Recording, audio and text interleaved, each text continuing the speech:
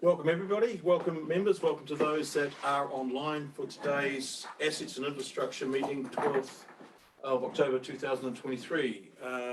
Committee, could we please be upstanding for the council prayer? Almighty God, as members of the Rangitikei District Council, we give thanks for all the good things of our district and the advantages we enjoy. We pray that you will give us wisdom and guidance as we conduct the affairs of this meeting. We pray for all our communities and the district we represent. Help us to be fair and honest in our discussions, and help us to work together in the unity for the welfare of all your people. Amen. Amen. Thank you, team. Apologies, I have received apology from Councillor Fee Delgetti and an apology for lateness from Northern Ward Councillor Jill Duncan, who is travelling down from the north and has been held up in some traffic. So we are expecting Councillor Duncan to join us a little bit later in the meeting. Public forum, I do not believe we have any public forum. Conflict of interest, members, we are all well aware of the conflict of interest. If anybody has any conflicts of interest they wish to declare now, please do so. But I would advise also that if something comes to mind throughout the meeting, that you bring it to the chair's attention, and we'll discuss it at that stage. So thank you for your awareness around that. Confirmation of order of business, which is item number 5 on the agenda. We do have a slight change in the order of business. Item 9.4, Community Leisure Management Report. We will be moving that forward to come in at the conclusion of 6.1 confirmation of minutes. I gather that's still, if not, we'll push on, but that's been indicated to me that we'll look to shift that item forward. But let's move on with our agenda, and we'll deal with that as best we can as that matter arises.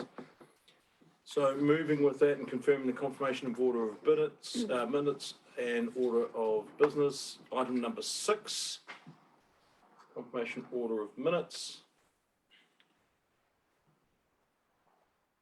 And we are at, I'll go to the paper Page 7. Page 7.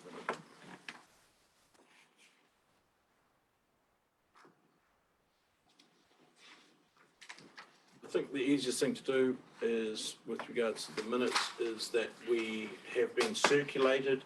Is there any matters arising from those minutes rather than individually going through them page by page? Members, I'm sure you've had the opportunity to read the order paper. Are there any matters arising from those minutes? I'll give you time to just refresh yourself on that, just in case there is.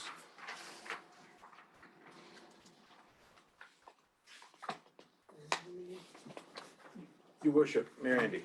Yeah, there's just a couple of things that the minutes are correct, but if you're talking about matters arising, it may pay to record that the Taipi amenities block was actually opened, and it may pay to record that the change in advice from government around far rates somewhere. As discussion matters that came from those minutes you're referring to, Your Worship? When I was reading these reports, and especially about roading, would be nice somewhere, and probably ideally it would have been part of your chair's report, just to say that these things have happened. Otherwise, we don't have an actual record, for instance, of the far rate changes that government has put forward. You may see it as an unimportant point, but I just wondered whether we should actually have something somewhere in minutes that details these sorts of things that have happened. Yeah, it was possibly noted in the CE's report at Council last month. I think there was an item regarding that. Yeah. Okay. Amenities building as well. Yeah. Okay. Thank you for that. Being any further discussion on that, would I have somebody move? I'll move from the chair if you wish, that they be a true and correct record. Seconded from Councillor Lambert. Thank you. All those in favour? Aye. Against? Motion is carried. I see we've had some guests join us in the chambers today, so as earlier notified, we'll just shift that change of order of business and we'll jump through to 9.4. If we could jump to 9.4 in our order papers, people.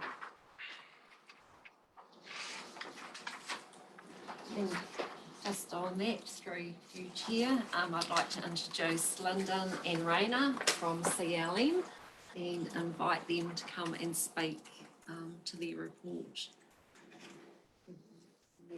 Welcome, team. Lyndon, just grab a Table if seat you like. there. Just for those on online in particular, item 9.4, Community Leisure Management CLM report with reference to the Martin and Tai Happy Swim Centres. That is what the nature of this report is. It is listed as 9.4 in our agenda for those following online, but we are fortunate to have the team here in front of us now, so we'll move forward. So over to you. All right, thanks for getting us to come along, guys. So I don't know if any of you guys had a read of the report. You have, cool, perfect. So you can see it was a good first season for us, a lot of learnings, but yeah, our swim school went really strong. And that's attributed to Raina and the team there at Martin, and then Emma and the team up at Tai Happy. We had, I'll just get the figures here overall. So total of 20,000 swimmers through, which is really good for the first season. We weren't really sure how many would get through when we took on the contract, but yeah, we had a lot of great feedback from customers coming through. We tried to do a lot more fun events, brought our inflatable bouncy castles and pool toys and that along, and we had some great feedback from the community. So we're just going to carry on doing things like that and trying to engage with the community a lot more. We did I think it was towards the end of the season, we did an obstacle challenge at the school next door, and we got a lot of kids there, even though the weather was not too great. We still had around about, what was it, about 250 or 300 kids come along. So we'll build on that again this year as well, and we did the same thing up at Tai Happy, and luckily we had a nicer day up there, so again we got about 300 people through, so it was great. Swim school numbers. See on the next page there, we had roughly 3,700 lessons take part for the whole season. Yeah, a lot of people wanting to carry on those lessons, and you know, we've had a lot of comments about keeping the pool open year round and that sort of thing. Didn't have too many injuries or incidents, which was good at Martin. But yeah, just obviously, we want to carry on, make the place a bit more fun. We've done a little bit of painting in there this season to brighten the place up. There are a few maintenance issues that we're sorting at the moment. But yeah, really, really good. I'll flick over to the Tai Happy one now. Yeah, so grand total there was 7,500.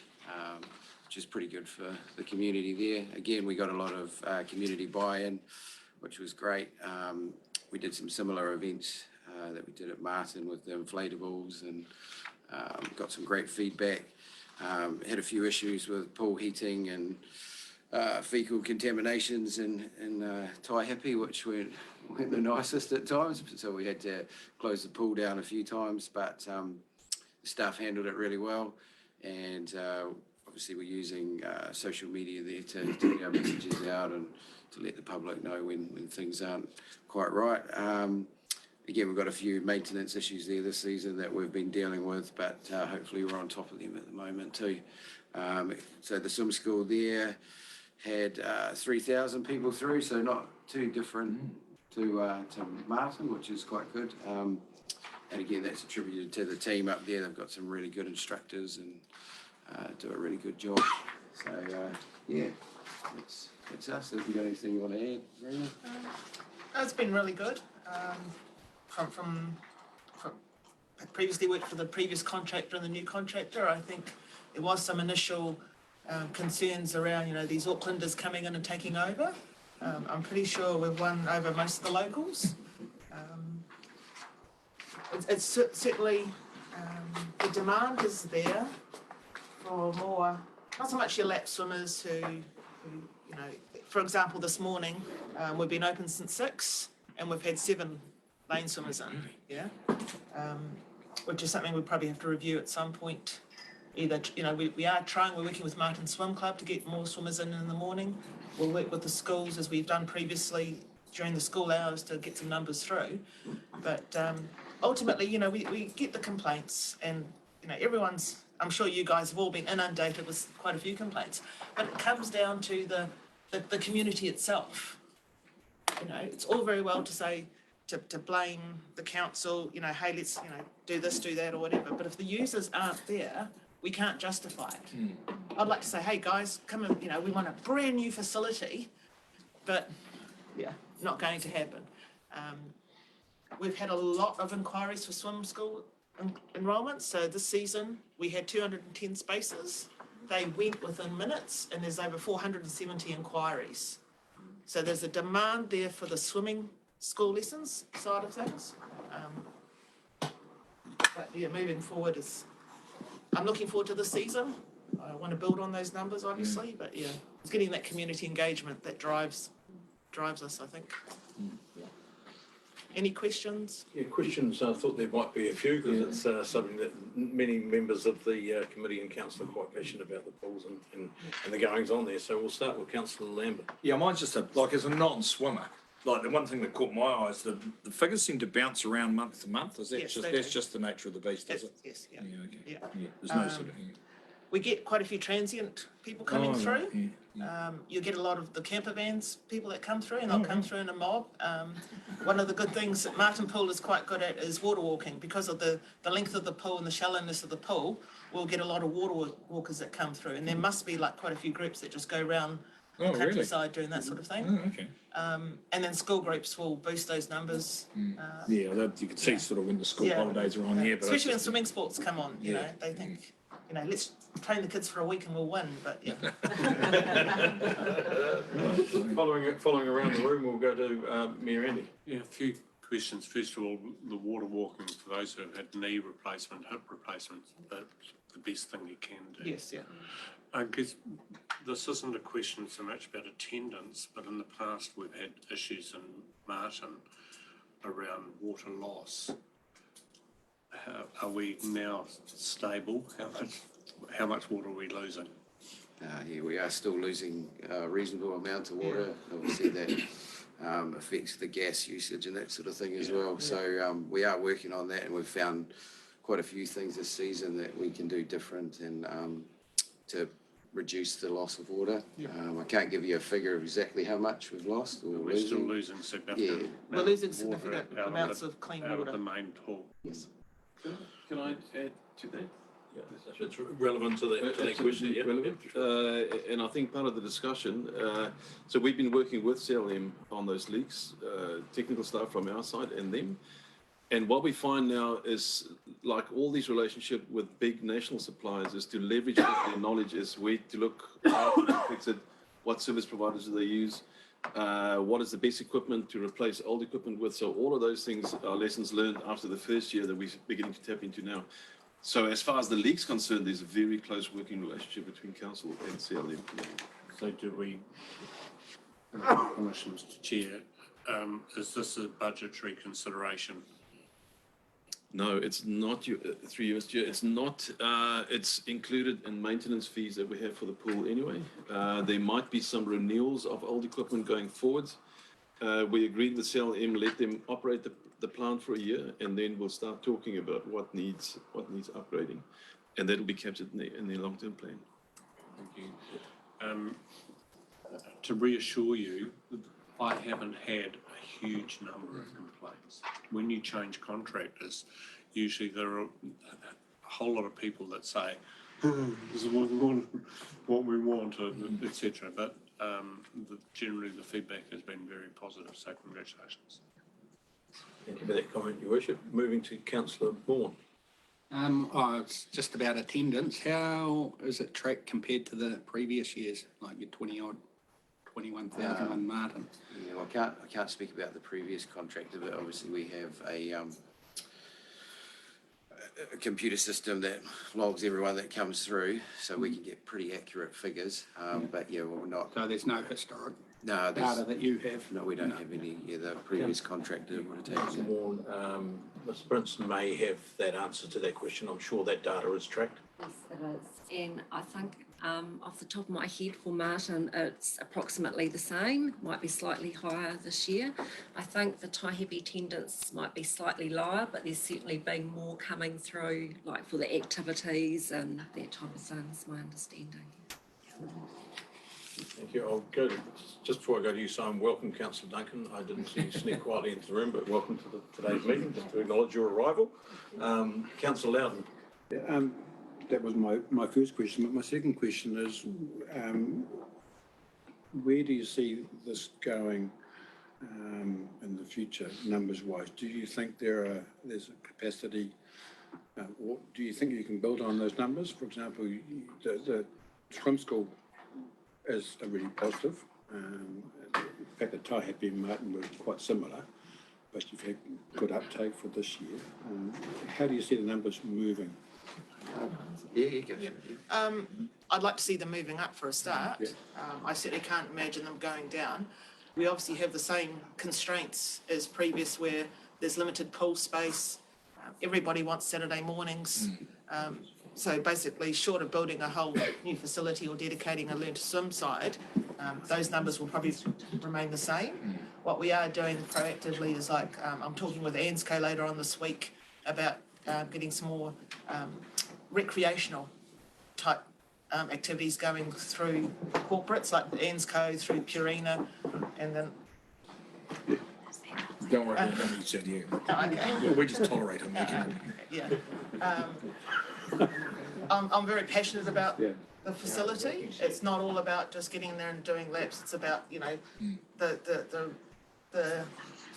the reactions we get from people who are doing rehab, for example, and they've actually been able to walk in water.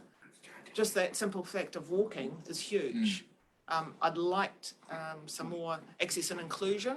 I've already spoken to Gayleen and Cheryl about making more accessible for our community. We have an older community and a less mobile community, and currently we're not set up to make that easily accessible to everyone. And I'm sure once we can do that, again, we'll get that increase. Just to add to that too, so obviously we have been working with the gym next door as well, so we've done a season pass with them this year where they can attend the gym as well as come to the pool for up to 3 sessions a week. But yeah, I guess the swim school, we can always add classes to that to make that, you know, the numbers grow there, but again it becomes an issue with pool space. However, you know, we're looking at doing a lot more programs and that sort of thing. And I guess with our base from CLM as a whole, we have a lot of experience in different programs, and we try them out at other centres and that sort of thing. If they work well, then we can bring them to these centres as well. One of the programs that we offer at a lot of our centres is after school care and holiday programs, and that's something that we could potentially bring into Martin and Taihape as well. We do birthday party packages, which, you know, brings in more people, and no, we just do a lot of different events, and it doesn't necessarily have to be at the pool as well, like the Building Champions obstacle challenge we did at the school. You know, we can do more events like that and get more community engagement and work with schools and that sort of thing to boost numbers as well. And yeah, cool. Councillor Vaughan, further question? Got to go through the chair. Yeah, no worries. I guess this is a big question from the Martin community, is the prospect of having the pool open 24/7. Not 24/7, Yeah. 360 all through the winter. Before we step into that space, that is something we're bringing up at our next week's workshop meeting. There's been quite a bit of space working on it. It has come to that, and we're going to be spending quite a bit of time. And I think it's next week's workshop. That's one of the items that the Just council thought I'd staff ask have been doing. from the horse's mouth his view, really. Yeah. Well, I guess definitely it would make a big difference. Like I said, with the swim school, we get a number of people, we get huge amounts of people coming along in that summer season, and then when we shut, they've got nowhere to go. So they either go to Wanganui, Fielding, come over to Palmy. So there's definitely, there's room to do that. There are a number of things that we're working with council, obviously, with on making the pool more energy efficient, and there's some other bits and pieces that need to be done to the building before we can consider opening year round as well. So yeah, we'll just continue to work with council, and see, hopefully we can come up with a solution in the near future. If we could invite comment from our community leisure assets manager, Ms Prince, to add to that. I would just actually like to acknowledge the work that CLM have done. We've maintained pool safe accreditation. Also your work, you talked about the painting, and I know you engaged with the community as to the colours, so it's really good to see that work. As you said, you've been working with the gym. I know in Taihepa you've worked with our youth person up there, so it's really great to see all that collaboration you are doing with the community. Thank you. One further question for you, I think, Councillor Allen. Okay, Your Worship. Is there any crossover in terms of working with Hunterville? I know it's a separate trust, but... Yeah, so we currently assist them with the training of their lifeguards at the moment, which is my job to do when I get back. As always, we're happy to offer any assistance we can. It's part of their accreditation processes with you, working with you. Yeah. In terms of, chemical testing of water or anything like that, that's part and parcel. Yeah. So we can definitely, at the moment we're doing some stuff with the Kino as well, just helping them out with lifeguards because they were short, and we do a bit of maintenance work for them as well. So we definitely have the capability of helping out Hunterville for anything they need. So yeah, we wouldn't shut that down. All right, if we're no further questions on that, thank you to you both for coming along and presenting today. You're something that you're both clearly pretty passionate about, which is encouraging to see. But I think it's also to hear that these facilities across our district are more than just about kids bouncing around on bouncy castles during the school holidays. That particularly the rehab side of things and the health benefits to large cross sections of our community, I think are really important. So thank you for your continued efforts in that space, and thank you for presenting today. Thank you. Thank you. I'm actually from Hunterville, so it's important. Okay. But I don't swim.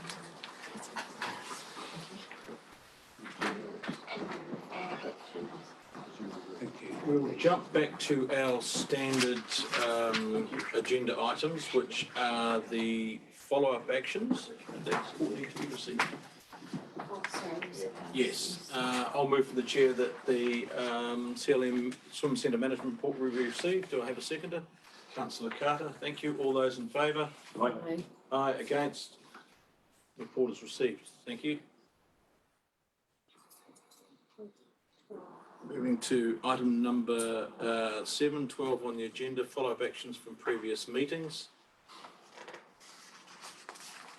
We only have 6 sitting on there, so we will run through them. I'll just list them as we go through. There are status comments. What I'm really pleased about is all of them are listed as closed bar 1. Yeah. Being item number 6. But just to give the committee a fair chance just to review that, item 1 through to 5, is there any comments? They are all listed as closed. I've looked through them myself and considered that to be the case, but is there any comment from the committee with regards to that? Item 5, a big tick. Huge. Item 5, you're very happy about that? Very happy. Excellent. Good to hear. Yeah, the corner's noted and then actually set coming into it. And so you're pleased with that outcome result following on from your request? Good.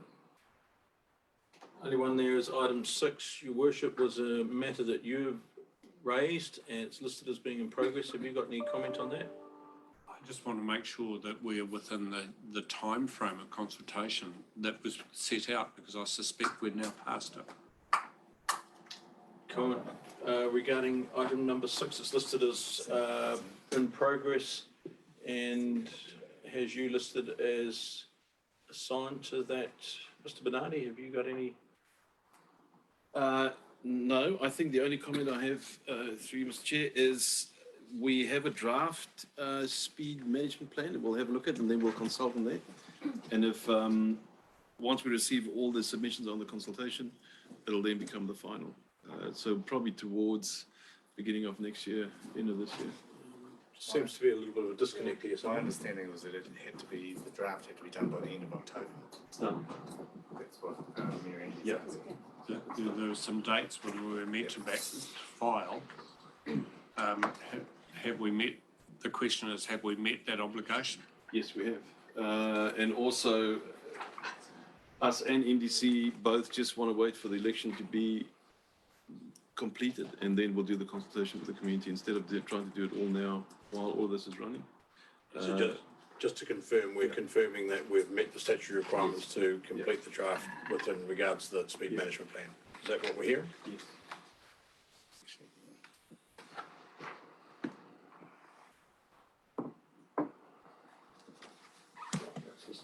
And now upcoming in that report, is it?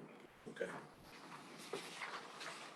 Okay, thank you for that. Are we happy to move on from that one? Any further questions around that? Okay, they need to be, there's need to be received and moved on that one, is there? Just received the report. Just receiving that report, I'll move from the chair, they'll be received, seconded from councillor Moore, thank you. Okay, so Chair's report, I have not tabled a report and I have not written a formal report for it. I wanted to just speak to a couple of quick matters. I want to acknowledge that this is actually only the second full and formal assets and infrastructure meeting that we've had for the year. But I do acknowledge that we have had a large number of workshops. We've had 3 or 4, I think 3 different, maybe 4 different workshops on assets and infrastructure throughout the year. And I thank the committee for your attendance at those and the fullness and openness of some of the discussions that we're able to have, but not only with amongst ourselves, but with staff as well, so that we can sort of delve a little bit deeper into some of the complexities of the our assets and infrastructure program, which, as we know, sitting around the table is huge. And is a great deal of workload to the staff. I also just want to acknowledge that those workshops are, and particularly for those online, they are a workshop that is open to the public. And I think it's important that we acknowledge that they are open to the public for us to still be able to have these conversations and the level of conversations that we enjoy in our workshop space, but they are open to the public for those to want to come along and also hear some of the issues that we grapple with as a council, I think, and some of the complexities of some of the problems that we face, because not only are we facing it here at the council table, the district-wide is facing these issues that we grapple with. So we've also had a large number of workshops with regards to our LTP and long-term plan, which is coming up. And many of those have been stepping into that assets and infrastructure space as well. So whilst this is an opportunity at today's meeting to be somewhat more formal in our council delivery, I think the workshops have a great deal of value to the committee and to the staff and I think to the wider public. And I note that we will be looking to set the schedules for some of these meetings going forward to next year, and it would be my intention from the chair, and I guess with the blessing of this committee, to signal that I'd like to stick with a similar format where we workshop some of these ideas with assets and infrastructure, more formal meetings being listed, perhaps not quite so regularly. So my thanks to the committee for your continued work within that space. So here ends the report that I wasn't going to give. So we'll leave that at that. So if you want to take that as a verbal report, Kezia, I'll move that my verbal report be received and seconded from Councillor Carter. All those in favour? Aye. Against? That was a blessing. We'll consider the motion carried. Thank you. Now we step into reports for information. Assets and infrastructure report period ending August 2023. Arno, our Chief Operating Officer, you'll step us through this and update us on where we sit within that. Yes, thank you very much. Item number 9. I think if I may, we'll just do what we do every time we have these and just step through them section by section and allow councillors to ask any questions that you might have. So the first portion of the report speaks to the roading program. It is a new, fresh financial year, so you'll see lots of new things on there. And I'm sure you would have some questions regarding any of them. Quick one for me, if I just look at number 3, emergency works there, that's approved budget, less our far rate off that, isn't it? That's my understanding. The 3,000,099, That's, yep. and that's the far rate then comes off that, or is that the total that's balanced off that? I think that's the total and the bar rate comes off that. Far rate comes off it over those percentages for the individuals. It would be, I think, helpful to perhaps see that figure. I can do that. Yeah. If we were to follow that same type of thing, so we get a clear understanding of what So the actual- total covered by subsidy and what's covered by RDC. what's covered by RDC would be quite good. I'm sure it's probably deeper in the report and a more, but just sitting that on the front page would be quite good to see. Councillor Duncan. Just on number 3 and under event, it has January 2023 event. I just see that above it, we're talking about Cyclone Gabriel. I believe the January event was Cyclone Hale. I'm just wondering why that wasn't, if it is Cyclone Hale, why it isn't noted as such. Not quite sure the answer to that one. It might have been damage Yeah. not connected to that cyclone. It might have just been heavy Might rain have been events, just but heavy rain events across the board on that one possibly. If I may, there was 2 weeks in between the two events. So whether the Gabriel was a significant one, Okay. I think as long as it's listed as an event as the big one here, because it was listed as an event, then that's where we can make sure that we can get our funding appropriately from Waka Day and NZTA. To make sure it's listed as to what it is. Councillor Lambert. Just clarification, the Watershed Road and the Turiakawa Road underslips, calling tenders, so honestly, that's all done, ready for the spade to go in the ground on the 1st of December 23. yes, Yeah, right, okay. yes. Calling tenders or tenders received? I think it's gone out to tender. It's bound to close very soon. Just a point to make there, through you, Mr. Chair, is we are making use of other contractors as well to spread some of the work. There's so much we have to get through that we're using other resources, and this is something we discussed last year. So Yes. it's worth noting. Thank you. Gave us a greater degree of flexibility to perhaps move and enact a little bit quicker rather than. Thank you. Did I see a hand up down here? Sorry, Your Worship. Yeah, a couple of things. First of all, the correlation between this work program and the request for service. Is there a match-up process there where literally you go through the request for service and then say, well, this alters the work program? How does that work? Yeah, absolutely. And it's kind of one of the challenging things. So if there's a request for service for a repair somewhere and we know we're going to fix that road, but 3 months down the line or 4 months down the line, that's one of the things that we're struggling with is what do we do with that request for service? Because you can't close it, but you don't want to have it hang around for 4 months until you get to that point. So we definitely do that. We definitely check all the requests that comes in if it aligns with planned work that's coming up. And if you're holding off work because request for service, do the people get told that that's the process? At the moment, no. That's the difficult bit. And it's something we kind of try to figure out, is there a way that we can automate the system to send a reply every time we update one of the comment boxes? So it realizes there's a new comment and then sends it to the originator of the RFS. The problem for us is just resources, somebody that can sit there and do that all the time. We don't have those resources. So we need to try and automate that in some way. No, sorry to dig a little bit deeper. I'm thinking on the same question here. So. You know, how many, for roading, Yeah, when you're saying that one of the issues is literally the manpower to do it, how many requests for service would we be likely to get in a week on roading? I do not know the number. I'm just wondering how significant the actual workload is. I don't know the number, but I must mention that the ones that would align with planned work would be minimal. But the problem is somebody needs to go through all of them and make that decision and then send a reply. So what we are trying to do, because it is something that we've picked up as an improvement, is to somehow allow the system to send the email out by itself. So at the moment, there's an automatic reply when somebody submits an RFS. So we want to create something that's similar to say that we've received it and work has started, or whatever the comment is from the contractor. I think there's potentially a bigger question sort of bouncing around in here that I don't think we're ultimately going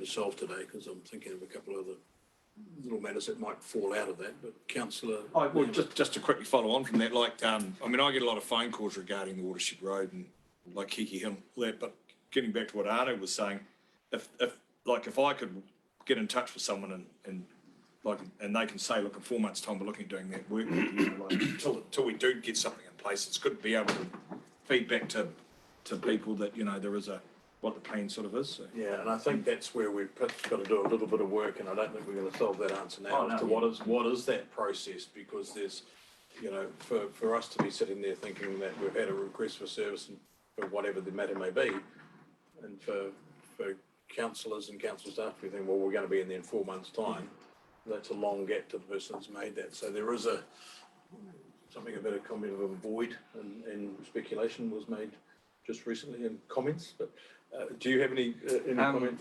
Just an observation really is that the request for service is really critical to get all of those complaints that you get in, because that then gives them an indication, particularly on some of the back roads which are not well travelled, getting that information into these guys in the numbers that they come in is important as to how they clarify. So the question is if somebody must be evaluating everyone that comes in, because it's being recorded in some way. So I don't know whether, if you're down another procurement method, whether there's an automatic response that's generated under some of those other systems.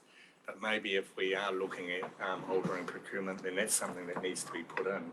Whether we can do something in the interim or not is something I can check out with Arno and the team.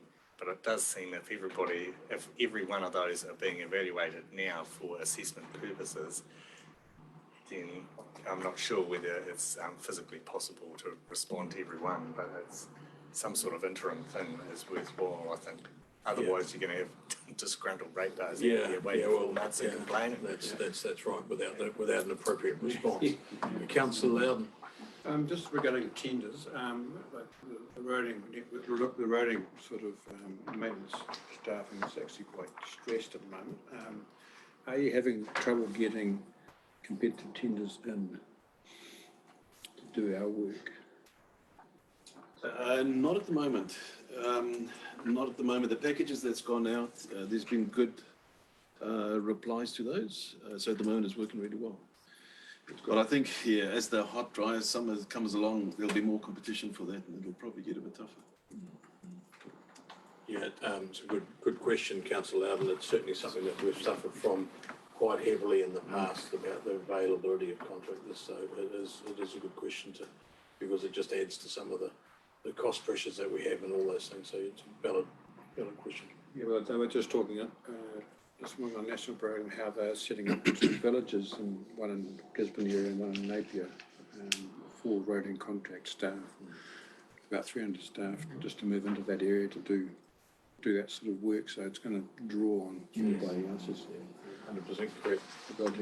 Chair Dave, Yes. Just to comment on that though, that is a really valid question with what used to be the old procurement model. So all of the councils go out at the same time with the same requests, and of course the tender price that you're going to get is going to be higher. It's when there's competition and there's no work that it's lower, and that's one of the difficulties with that old procurement model, and one of the reasons why they're reconsidering that. But in terms of, you can imagine the villages going over there because of the amount of work that needs to be done, and that reduces the resources available to everybody else. But just at the moment, it appears that there are resources available, so you're going to get competitive quotes. Let's take advantage of those resources as quickly as we can. Your worship. Yeah, a number of questions. The ceiling bridge approach, is that a policy change? That all bridge Item in particular you're referring to, your worship. page 17, Okay, you step through a little bit faster here. so yeah, it's listed under road improvements. Yeah. And the question is? Is that a policy change where all metal roads that have a bridge approach, there should be a sealed section of seal? And I just note there's a number in the work schedule, and there's a whole lot of bridge guardrail. I presume that's in the low value road to zero work. Yeah, so the answer is it's not a policy change. It's obviously the roading team would have picked up that there's a reoccurring problem, and if they would seal it, it would go away. So it would be a maintenance-driven decision. Okay, and further on, the Ngātawa Road, Maramara Street to Martin, this is the footpath. Is there any cost associated with that? Well, we know there's a cost, but has there been a costing done of that work? Not a costing done, no, not that I've seen. I'll just make a note though that if it has been, we'll bring it to council, but I haven't seen Because the anything. council approved a policy, a figure in essence, really. I'm just wondering whether that's actually real. And the last one from me, bottom of the following page, which is page 19, and so it's section 2 under road to zero, I think. No, unsubsidised construction. Killawarra, I'm just a little bit, because prior to Killawarra, there is a sealed hill. Is that an extension to the seal post the hill, or is it, do you know that piece of road? Also, I'm not sure which item you're on. So, Unsubsidised. item 7. It's actually 8.1, page 19. It's at the very bottom. 8.1. Page 19 down the bottom. 7. Ceiling. Unsubsidised mitigation ceiling. Oh, there you go. I just wondered if, because I just knew that there is a section of road that there's quite a hill there, and that is, I think all of that hill is sealed. And then you can drop down the flat onto Killawarra. And I'm just wondering where that piece of roading is being done. I can find you the exact coordinates, I'm not sure. Okay, thank you. Perhaps you could share that with Mayor Andy once that information has come to light for you. It's possibly something that doesn't necessarily need to come back to I the realise it's a local knowledge. the committee as a whole, and acknowledging that you're well familiar with those sections of road, Your Worship. One of the things I was looking at, and you made the comment, and I know that we've actively looked, Arno, at utilising some, for want of a better word, what I might say, some second-tier contractors for our work schedule to enable us to get a lot more work done in a more timely fashion.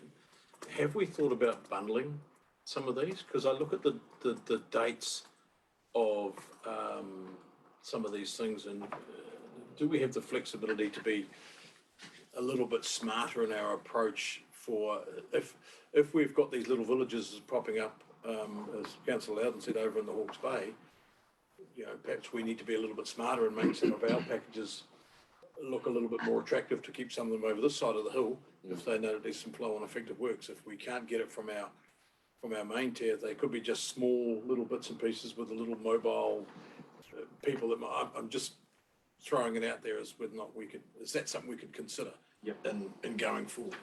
Yeah, absolutely. And in the packages that have gone out so far, we have bundled them, but normally it's 2 or 3 things that we put together Yes. to make it more attractive for the larger contractors. But we have done some of that. Okay, it just seems to me to be a smarter way to operate. Councillor Duncan. Just reading through the paper with all the underslips, I think it was 40, it says somewhere. Can you bring me up to date around the underslip on the road that approaches the Mangaweka Bridge? We're looking at actually rerouting the road, actually taking the road in. So it's Ruahine Road that runs from State Highway 1 down to the Mangaweka Bridge. That underslip apparently is actually quite severe, and that's why we've looked at rerouting the road, and I just wondered when that might happen. So it's of concern to people in Oanaiti as well. Yeah, that's right. I will get the detail on that. Obviously, I'm not across the detail of exactly how far that is, but I remember last year we purchased some land. We're going to shift it away from that face. I would imagine that work would happen this year, probably in the dry months. But I will follow up and I'll send you the details of that. I'm not sure of the site. Just as As you you drop got down, down any cage road one? Yes, that's right. Well, that's out for tender at the moment, and it's due to finish in February 24. Fantastic. there you go. Thank you. Is that on this paper? Sorry, I didn't pick that up. Page, 17, there's 4 up from the bottom. thank you. It is on the schedule. And it says, Okay, we've got a little bit out of kilter on that, and I think that's just highlighted on that one because we started stepping through and we've jumped into a whole lot of other pages. But Councillor Moore. I want to jump through too.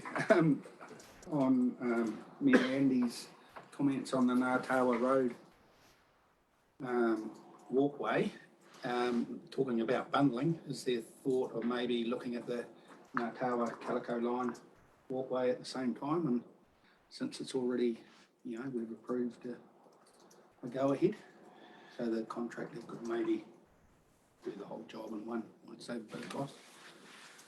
Yeah, absolutely. At the moment, we're just looking at the design, how to make it happen, what's required, all of those kind of things. That'll give us an engineer's estimate of where we are, and then we'll see if that aligns with with what council has approved, and then we'll go from there. Yeah, it's just if I can make comment, and correct me if I'm wrong, there is one level of complexity with the Ngātawa Road one as opposed to the Martin Junction out to the Ngātawa Road, Martin Town Centre Calico line out, is that the Ngātawa Road is the heavy traffic bypass. So that brings in a slightly different level of complexity with NZTA, I think, but I stand to be corrected on that one. That design's done, that one, isn't it? The design's The done. design's So, done. all I'm saying is, you've got contractors there. Yep. Do the loop at the same time, if possible. Okay, can we just jump back to the report? Councillor Wong. On the report, what page are you up to on the report do you want to go to? Well, I'm happy to go through because we started out on page 1. I think we've got as far down as page 19 and we've been everywhere Right. in between. So which one would you like to take us to? Page, Aitara Road Bridge. I've noted that the council website has updated the Facebook or the page with this information. It's just been a bit vague. Following works planned for October, November. Tender bridge. Because remember at the beginning of the project, there was suggestion that it may have been done by about this time of the year. So there's sort of no, just an overview of something or some more specific data if you have any, perhaps.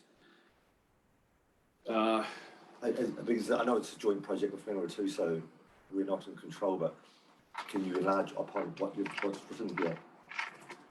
Well, I think the question really is, because that's really wide, is there something specific that you're after, or we don't want to put off? I mean, where do we stop? Oh, okay. Following works for October, tender for bridge strengthening works. October, November. Is that in October or in November? And do we have a sort of any better indication of perhaps the project life the actual time it may be ready? Do we have any better idea now than we did, say, 2 months ago? Yeah, we can add that, definitely. Okay, yeah, that'd be, maybe Councillor Duncan could add to something. Perhaps the greater question within that is, how are we tracking on time? I think if we look at that as a project, you know, has council been made aware of by our MDC partners that we're slipping behind in one particular part of it that's going to cause an issue? So I think the bigger question is how are we looking at on time on this project? Are we on track? Are the various different moving parts coming together in the way that it was envisioned that it would? That's the big question, is are we falling behind in the program? And if we could perhaps have that, Councillor Long, would that answer the question? I think more information is definitely, it'd be of great help to the people that live in the area and have farms in the area, so. Would certainly, yeah, I can But understand. anything more would be appreciated. Councillor Carter? It appears we've moved on to item 5, renewals. Question from me is Brendan Hill Road Bridge, is that the surface or is that repainting of the bridge? I will find you those details, I don't know. Recoating repair, I was, being a metal bridge, I would have assumed it would be painting. Could you identify the item clearly for Brendan Hall Road Bridge. Yeah. It's got their Page 6. protective coating repair, Do you want to choose a colour? pink. Yeah, I thought so. And if I may, if there's no more for item 5, move on to item 6. The road to zero part, which usually refers to the school areas, there's been requests through our community committees regarding a pedestrian crossing raised in Tamahi Street. Oh, yeah. It's So it's not, there's nothing being noted in here, but it has been gone through the minutes of the council meetings and stuff. I'm just wondering where that might be in the list of things to happen. Through you, Chair, I'll follow up on that. I remember this. It was done last year. There was a traffic count done and speed to check on all of that. One on Tamahi Street and one on Criterion Street by Tamapihi. Yeah. So I'll follow up on. But from memory, the traffic was low. The speeds were never high. I can remember the results from those counts were actually the opposite of what was claimed, and I think due to that there's no further action. But I will just follow up on that and make sure. It was just concerns from the school using the pedestrian crossing and the traffic going through it, not acknowledging the speed or the pedestrians going across the pedestrian crossing. Members, it just occurs to me, this is one of the reasons why that we've said many times, if you've got some of these questions, if we get them through to staff, it's going to make more meaningful use of our time in this environment. Yeah. It means that we can ask the questions, we can get the answers, they can be clearly articulated, and many of the answers that we see and hear can then also be the same answers that large members of our community are wanting the answers to. So I think it's really critical that we ask some of these questions prior to the meeting. We've got avenues to do that through via myself as chair, our interim chief executive Kevin Ross, and sharing in, of course, with Anna and or Adina as appropriate. I think that would answer all these questions and make better use of our time. So perhaps let's make sure we do that. But we will take one final question here on this one from Councillor Loudon as we move through the order paper. We do have a lot more work to do, so Councillor Loudon. In the written report that we received recently, Kukui Road, the State Highway 3 was highlighted to the school as a high safety area. There was a fatal on that bit of road earlier this year with the bus crash. Is any work envisaged on that road to make that piece of road more safe? Specifically at where it intersects with State Highway 3, is that what you want? No, from basically the road from South Kerikeri School through to State Highway 3 is highlighted in that Road Zero report as being high safety concerns, personal safety concerns. But I can't see anything within this report where that piece of road is being looked at. Perhaps we can take that on notice, but I would note that, yes, there was an incident on that road, but I do not believe it was road related. Yeah. I stand to be corrected on that, but. You will be corrected, I think. Okay, I just would suggest you made that, it's just that you made the comment, I would just like to get some facts around that before we stated that as being a roading issue, as to. Well, it's highlighted in that report that we received. Yeah, but just with reference to the actual, the crash and the fatal that you referred to, I'd like to see that just clarified. Further questions as we move through, because we do have a number of other items on there. So we're still specifically dealing with the assets and infrastructure report period ending 2023.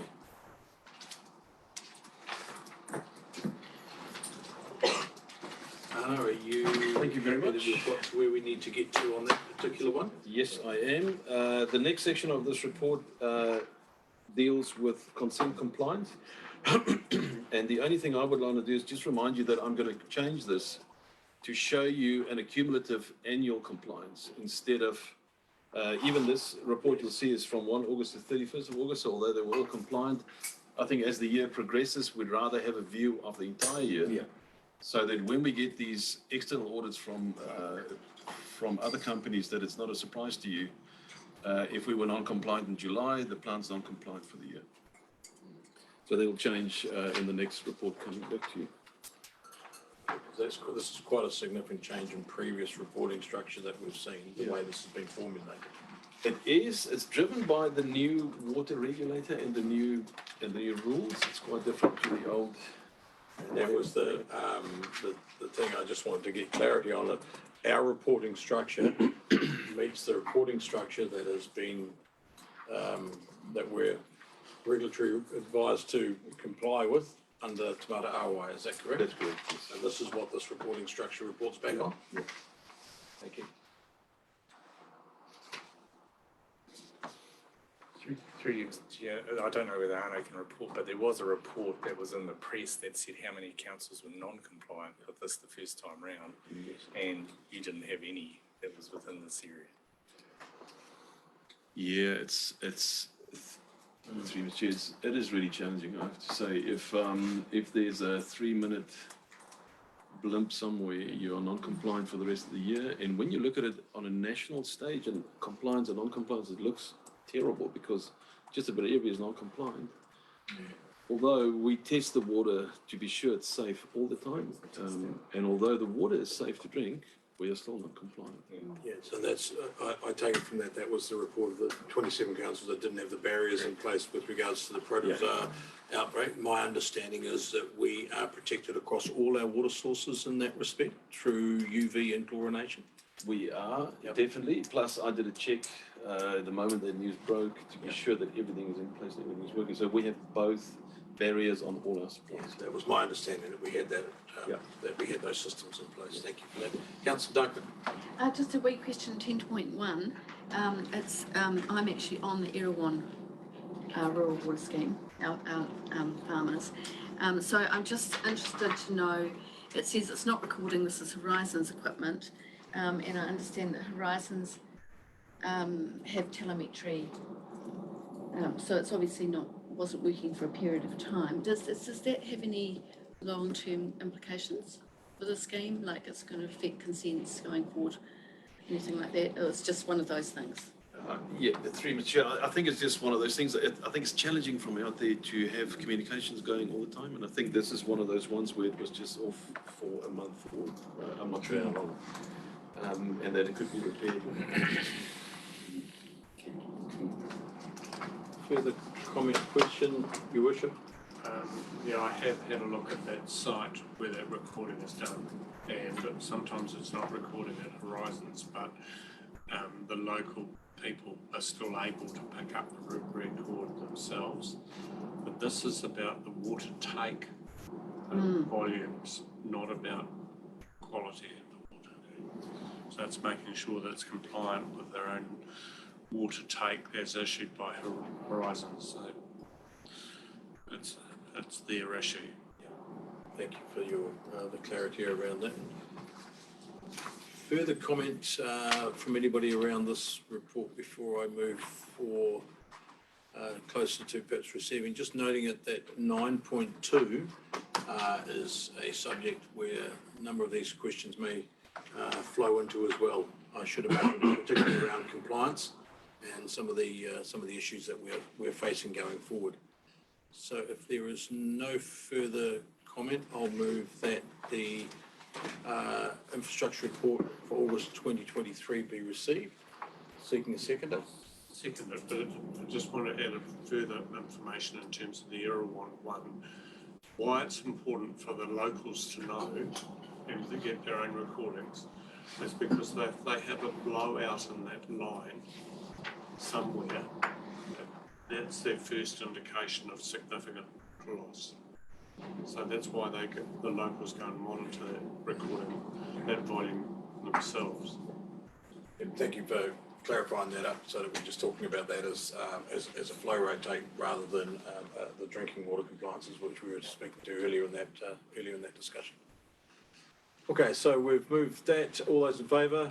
Aye. Against? Motion is carried. 9.2 Martin to Bulls wastewater centralisation project. Handing over to you, Adina, to take us through what is I have no doubt, a complex program of works that we are faced with. Thank you. I'll send over to you. Thank you very much. So we have Annette here today. She's our planner for this project. Her and her company are going to be supporting us throughout the whole process, which is quite elaborate, hence why we didn't want to send out this information to you, because when I first saw it, I went, oh, this is, a bit longer than I thought, but it will make sense when we share that with you. So we just wanted to make sure that the information you receive, we can actually speak to it so that it's not information you receive in isolation, but we will be able to share afterwards some more information with you to keep. We have some copies. We also got Dave online, who's our project manager on this project. And I will hand over to Annette. Maybe one comment was just beforehand that we had a conversation with Horizons where we presented this information. They were quite impressed. They were quite happy. It was probably the most positive meeting we had in a long time. So yes, you'll be seeing this information now, and so Annette will talk you through this. So just before we start, so Dave online, is Dave online? Is he able to show the camera or get a camera on possibly? It's just easier if there's a comment or question, particularly from the chair, to see. No, perhaps Dave online, maybe online a little bit later. Might be trying to find the button. Yeah. Okay. No, here it is. Yeah. Thank you. Yeah. No, we won't. We'll just continue to refer you to as Dave online. Slightly better now that we can see you. Dave online, Dave. Yes. Thank you.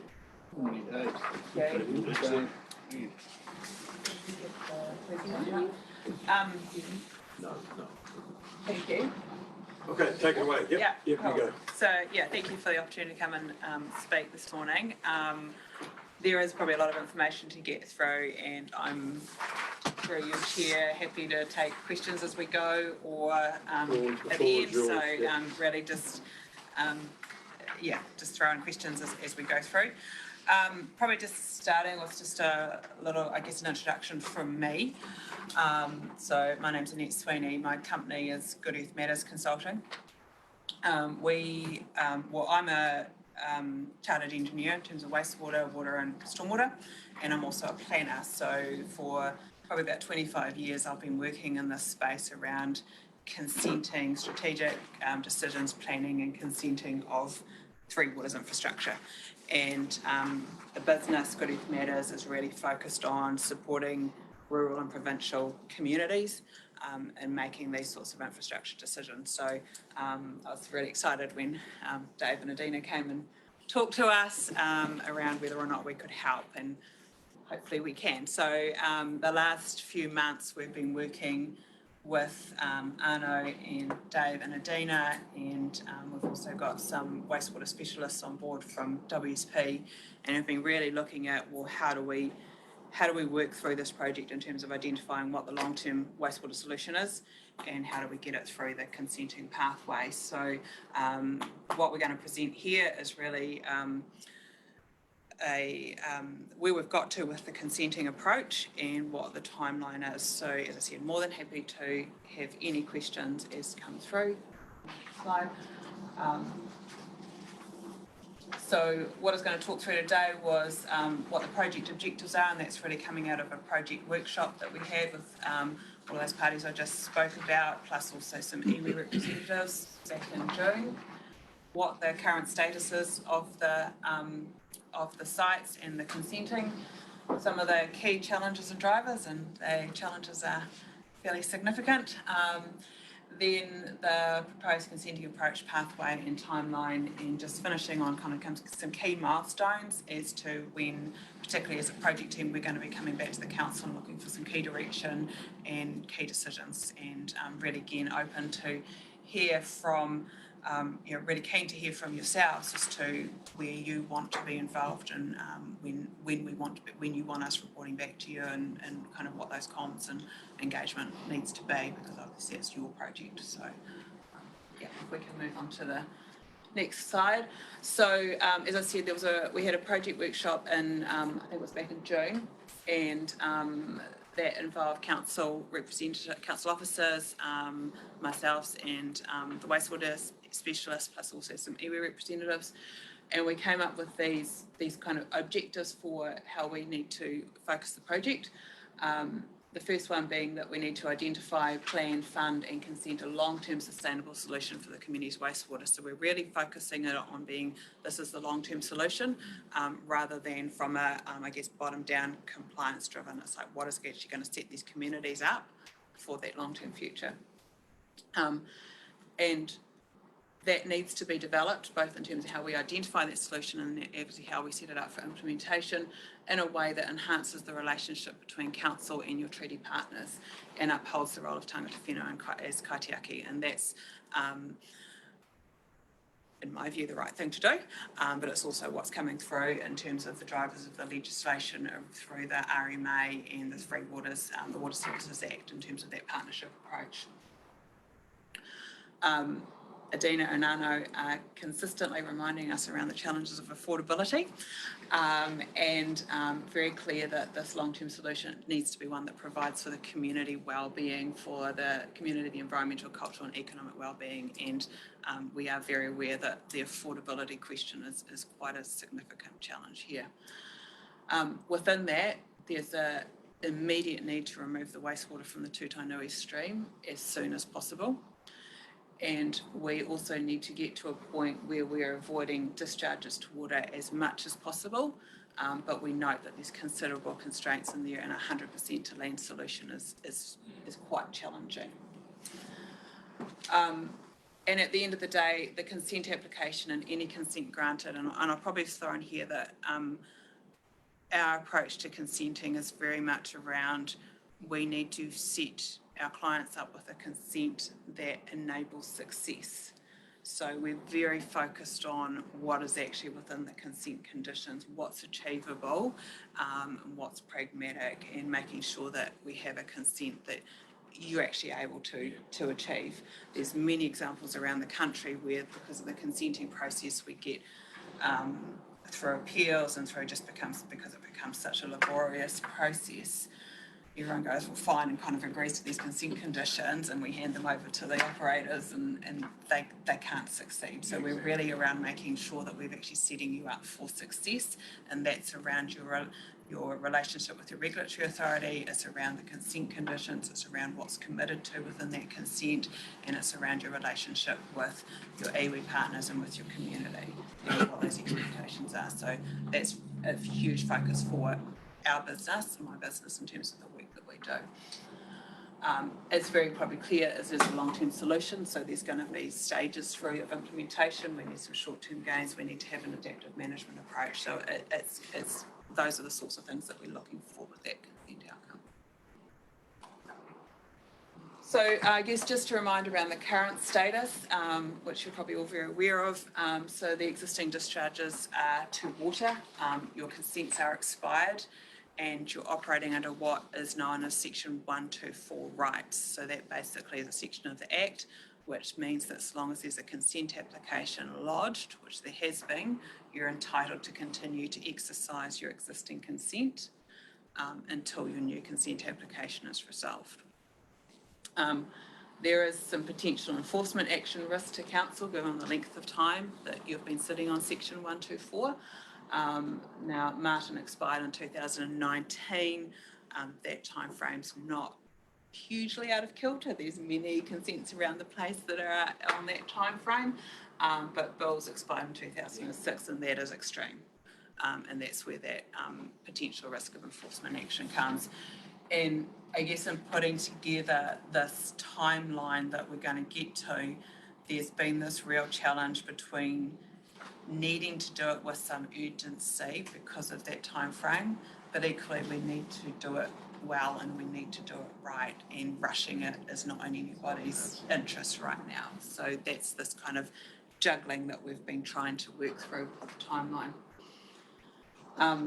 Councillors, obviously you've made the decision to amalgamate Martin and Bill's together and made use of that PGF funding, I understand, to construct that pipeline between the two, and that is there 95% complete. My understanding is it's the pump station and some stream crossings which are still yet to be done. But unfortunately we don't yet have a solution for what we do when we bring those two together. And I'll probably be quite blunt there, Bill's wastewater treatment plant doesn't have the capacity or the consent rights to accept that into the treatment, Martin into the treatment plant or accept it into the discharge. So we do need to get through this consenting process before you can actually join those two streams together.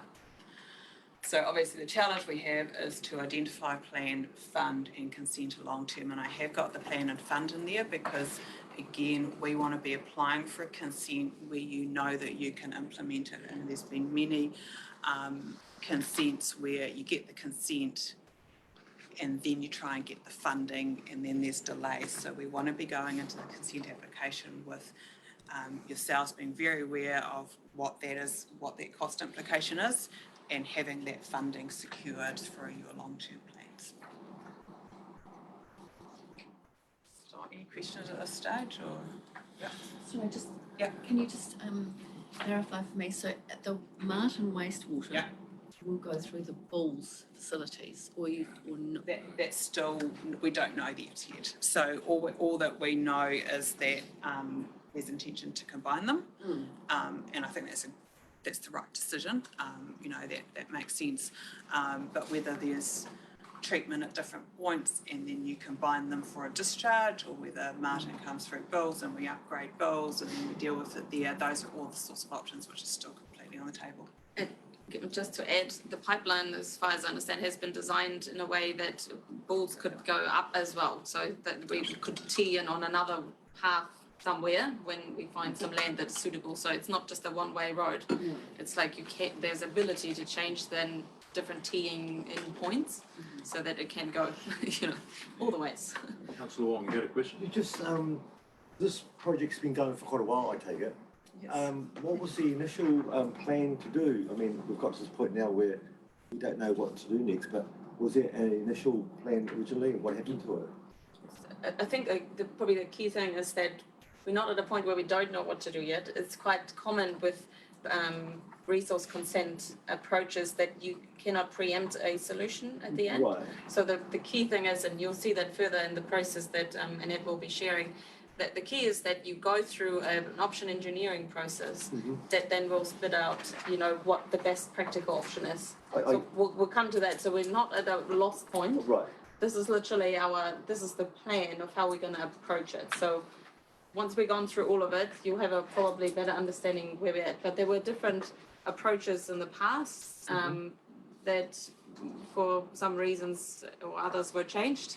Can I just add on to that? So you start off with a concept, we'd like to do this, we're going to move this from there and then put land, it's just a concept. But then once we start delving to the engineering, we then realize actually it might be cheaper if we do this over here, we use gravity to do that, blah, blah, blah. It depends on all the detail around the engineering and the consenting, where actually the final solution falls. So the concept and the final solution are quite often not quite the same. But you have to start with the concept and then we start getting all the details sorted out. And the pipeline was done a bit probably premature, like in an ideal world, we could have maybe done it, in the part of planning process.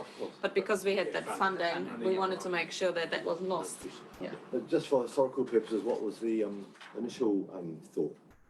The initial thought was we'll take the water from Martin to Bulls, treatment Bulls and put it to land. Thank you. Yeah. The concept's still exactly the same. I just have to. Yeah, councillor Loudon, you had a. This might be crystal ball gazing, but with the potential of Three Waters being overtaken, I would hope and presume that what we're doing here will align with what they wish to do with water in this wastewater in this situation. Where does all this fit? And timing and. Can I possibly just park that for now and remind me if I don't address it later, because when we get to the time, it's a really very valid and real point, because when we get to the timeline later, I've identified where that transition period is in terms of best that we know at the moment. Definitely it's a very real thing for the project, and there's a huge amount of uncertainty in terms of where that goes. I guess one of the potential benefits you've got is that my understanding from the sequencing is that this is one of the last regions to transition to the water service entities, so we do have that opportunity of actually seeing how that translates in other regions. I'm working with another council who's one of the first cabs off the ranks, that's Hastings, so we'll get that experience, but it's a not insignificant point, and it does mean that you actually potentially the management of that Three Waters entity of services transitions during the project, but at the end of the day, council's still actually a key party in that process. So in the end of the day, it's the community that we're serving as well. So I think where that is it's actually something that as a project team and as governance, it's something that we need to keep an eye on as it goes through the project. Yeah, quickly, the new Three Water entities so far, have they identified how communities should be dealing with their wastewater? Is to land the best option? Probably I'd say no, they haven't, not in terms of how they need to be managed at a local level. The driver to land is through the RMA process rather than the Three Waters process, so yeah. Certainly the Three Waters is a big elephant sitting in the room that's giving all councils a great degree of uncertainty in every daily decision that they make. And until we get through this Saturday and get some clarity, I suggest we're all in the speculation zone. Yeah, and I'd love to know the answer to those questions too, Councillor Loudon. But yeah, certainly this Saturday we won't have the answer on Sunday. Please carry on. Yeah, cool. So the next 2 slides are really around just highlighting some of the key challenges and also some drivers that need to be worked through with this process. There's a reasonable amount of RMA stuff, so please let me know if I'm doing too many acronyms or not going detailed enough or too detailed. So the first one in terms of challenges drivers, the key one there is affordability for community ratepayers, and as I said, it's something that Arno and Dina and Dave are really keeping the project team very aware of every time. It is a very, very real challenge. My comment would be that once we're into an RMA consent process, it's not a factor which is a huge weight for the decision makers. So the challenge we have as a project team is to make sure that we keep that forefront, and we're looking for some innovative ideas, and we're just using that as a driver in terms of how we actually come up with this long-term solution. The real driver in terms of environmental outcomes is the National Policy Statement on Freshwater Management. And there's two very real drivers coming through here, which is going to focus in terms of what is a long-term solution that's consentable. The first one is the need to give effect to Te Manaurau Te Wai, and that's obviously also coming through the Water Services Act, so that's a requirement as a water supplier, a wastewater service provider, to give effect to Te Manaurau Te Wai. And the second one is the drive to improve degraded water bodies. And it's fair to say that both definitely the Tūtainui stream and potentially the Rangatiki River fall into that category of degraded water body in terms of how the National Policy Statement on Freshwater Management works. So what that means is that we need to have a partnership approach with iwi and hapu. That's the main way in which we could give effect to Te Manaurau Te Wai. And the challenging thing around improving degraded water bodies, and it's particularly how this is interpreted, it's more than just improving the discharge quality into water. So even if you've got a really poor upstream water quality, what the regulatory environment is looking for is that is improved downstream after your discharge, which is incredibly challenging because it basically means you're at the point of discharging treated, drinking water. So while you can make a huge amount of improvements in your discharge, if you've still got a degraded water downstream, that becomes a real challenge for a consenting space. And it's around how the decision makers weigh that up in relation to other factors. I've mentioned there the NBEA, the Natural Built Environments Act. Again, who knows where that's going, particularly after the election. But one of the things that's coming clear is that these drivers from the National Policy Statement on Freshwater Management are either carrying on under the RMA or they're pulling through under the NBEA. And that is all about achieving positive outcomes. The NBEA is about you've got environmental outcomes that you need to achieve. And it's quite a different focus than under the RMA, which has been about avoiding effects. So under the RMA, it's about avoiding adverse effects. Under the NBEA, it's about achieving positive environmental outcomes. So those are the real, the key environmental drivers that are going to be used in terms of looking at options around how we can manage the wastewater.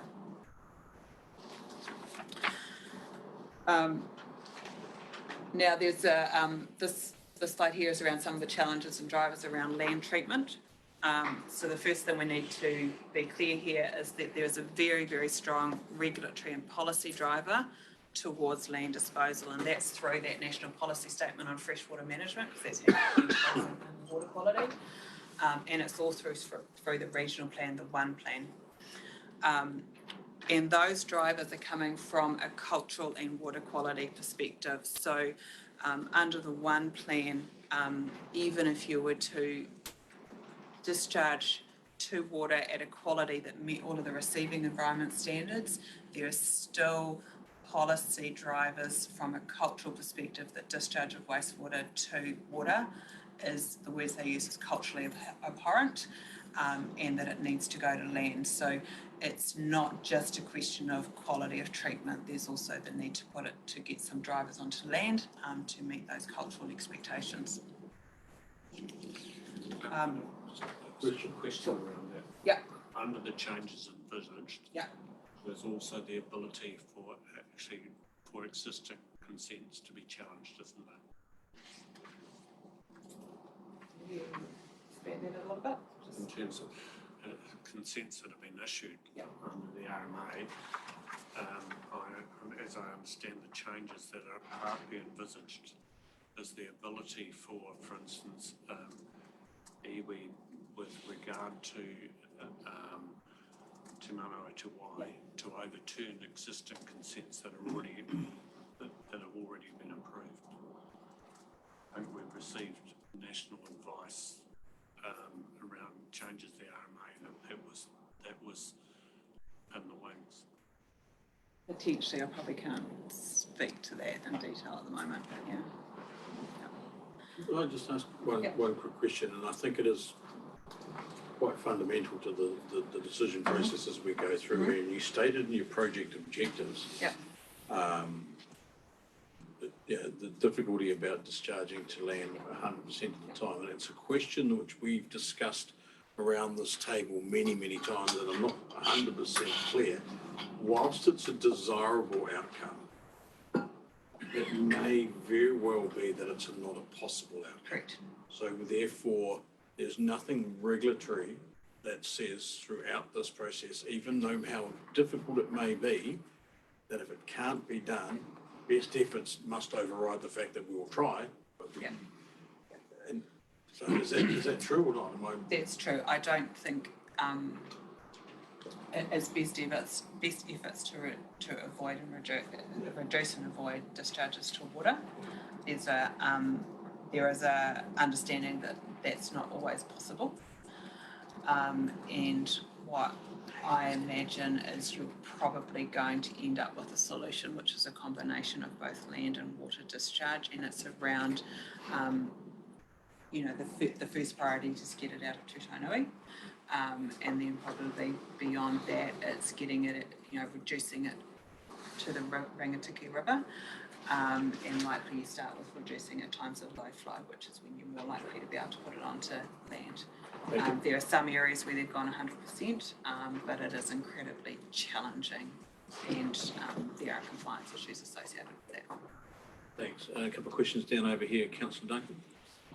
Just, can you let me know, we have Te Mata Arawai and we have Te Mana o Te Wai. Are we the only country that is looking to dispose to land? Or, is this a worldwide recognition of the importance of water, or is it simply a New Zealand thing because of our mana whenua, tangata whenua? It's not a New Zealand thing, worldwide. There's different, priorities internationally, but definitely discharge to the land is. Can I just comment on it? I disagree with what you're saying. So from my experience in other parts of the world, definitely not this. Discharge treated wastewater to land does not happen. There's a lot of beneficial reuse of treated wastewater in terms of irrigation. There's, I think there's a lot of move away from discharge to water. Couple of differing opinions on that. But maybe, so on an international level, I think it's probably not as relevant to our project, but other countries have other challenges. When you look at countries like in Dubai, they just don't have water. So I don't know if it's so relevant for us to discuss that, but there's certainly a lot of different ways other countries deal with water and fresh water and wastewater. And I think, We're not applying to other countries for our consent, so let's deal with what we're dealing with onshore. Subsequent question. Perhaps I should have said this first. The reason why I'm asking is there technology that is being worked on to improve? Because at the moment we're being told 180 hectares to 800 hectares needed for the Taihape water wastewater treatment plant to dispose to land, and I'm just really interested how we are addressing the need for more technology and more to make it doable, because that's not doable. maybe I can comment just on the Taihape situation. We have spoken to Horizons on that as well, but in Taihape the challenge we have is topography. There's a lot of hilly land that basically you take it out of the hautapu, you put it on this land, it runs straight into the hautapu. So you're not actually gaining much in that space, and there's definitely technology that can treat water to high level standards, to near drinking water standards. But I think when we look at Taihape, we have a completely different set of challenges. And so this is where this process is going to be really helpful for you to understand more. This is why we have the presentation, because it is such a detailed, complex and situation-specific approach where, we just have those challenges, different places, they're different challenges. So I think for Taihape, we would be going through the same process of going through the challenges and what are the restraints. But this is where it's educational, I guess, and we're trying to do a comms plan, a comms campaign as well with Little and Loud that also focuses on the challenges that we have and what treatment can look like, because there are different technologies, yes. We have the problem, one of the problems that we have here, obviously, in the Rangitikei district, where we've got, what are we, 7 plants we look after, ultimately? Yeah. You know, we're diverse, we're long, we're skinny, we've got hills, we've got flats, we've got coasts, we've got, and I think we've already seen where we've got to in the length of time it's taken us for Ratana. Some of the costs and things that are involved around that. We've got some learnings from that over there. This is another stage. So I think the presentation here is about some of the complexities of the challenges across the board that we face, not necessarily specifically for this, but there will be varying different degrees of the same sorts of challenges that are going to be faced over all our plants as we go on. So I think if we come back to the presentations itself, many of these questions might get answered as we do go through. Councillor Moore. As you'll know, even if you irrigate to land, there's always going to be leakage out into the stream. So now we're talking about holding ponds for maybe 90 days of the year. So in your project, will you be looking at how much area we'll need, or how big a pond we will need to store? Because I'm thinking, you know, we've got Martin down the Kirikiri Road there. There's a dairy farm for sale. Not that I'm trying to, it's not my dairy farm, so I'm not trying to sell it, but it's right next to the pond. That could make a decent pond in there. But, you know, there's going to be miles and miles of expense to store water.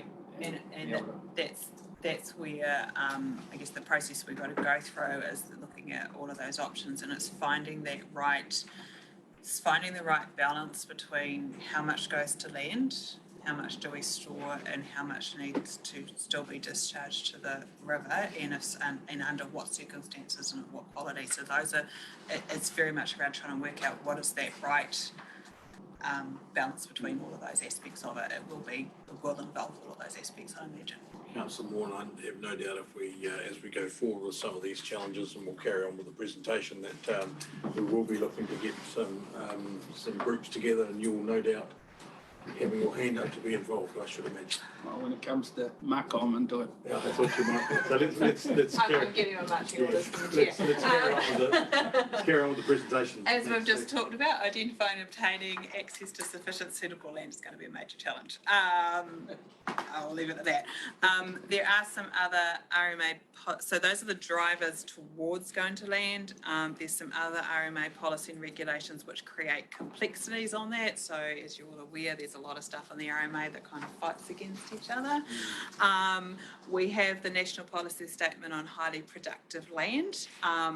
Now, that's a factor we have to work through. I don't see it as an insurmountable challenge or a fatal flaw for this. There are exclusions in the NPS HPL for activities such as infrastructure and wastewater management. And there's also the fact that the driver around that is around maintaining the source productive capacity. You're not necessarily affecting that by putting wastewater on it if you're designing it properly. So it's something we have to address. But it's not something that we need to go, oh, it's all highly productive land, we can't go anywhere. There's an avenue through there. We also have the wetland regulations through the National Policy Statement on Freshwater Management and the National Environmental Standards, and that's a requirement to avoid natural inland wetlands, and that's a fairly broad definition there. So any land we're looking at, we're going to need to get full ecological assessment, and there will be some ring fencing of areas which falls into that category. So I am just interested to ask if the land that's had human effluent on it can be used for food production. There are constraints around that. Yep. Around, particularly I know Fonterra's been changing their policy recently, so that's one of the things we need to look at, is understand all of those different land use regulations as well from those food production drivers, what those are, and then, you know, there's options around land use as well, like is it productive land, do we look at some forestry restoration, do we look at some wetland restoration, all those sorts of things, and again it may well be a mixture of all of those, but yeah, that food production aspect is one that needs to be looked at. Normally, yes, it is a constraint. And so you're looking, most of these systems, when they're going on to, I guess, farming land, we end up in a cut and carry land use. cut and carry still isn't permitted under Fonterra's rules, is it? Sorry? It's a bit vague. No, yeah. But we've heard of other farmers that have been able to sell, I don't know. It's a bit CMP, vague. cut and carry, and that's abattoir waste, and that goes to dairy farm. The other Yeah, I thing know. we, Those are things that will form part of our consenting processes when we find and understand that, you know, what we need for the land to do, and those other things are probably a little bit secondary to where we're going with this one at this stage. the one plan intensive land use rules are again another complicating factor, and I'll talk to that on the next slide. And we also have the National Environmental Standards for Contaminated Soils, which unfortunately says that any land which has part of a wastewater system is contaminated. Again, that's irrespective of the quality. So that becomes a risk for people wanting to take it on their land. Again, there are ways of stepping through that in terms of if you were going to land which was being used for productive capacity, you would set up a monitoring regime, design it and set up a monitoring regime to demonstrate that you're not actually changing the contamination levels within the soils, in which case then you can step back outside of the NES contaminated soil. But it's again another kind of complicating factor, and one that the communication around it when we start engaging with landowners is going to be really important. Within all this, and sorry, the next slide please, and it's already been alluded to, is that basically all of the regulatory environment underlying this is changing as we work through the process. So the first one we have is Aoranga Wai. I'm not sure whether council's being briefed on this, but this is Horizon's new freshwater regional plan.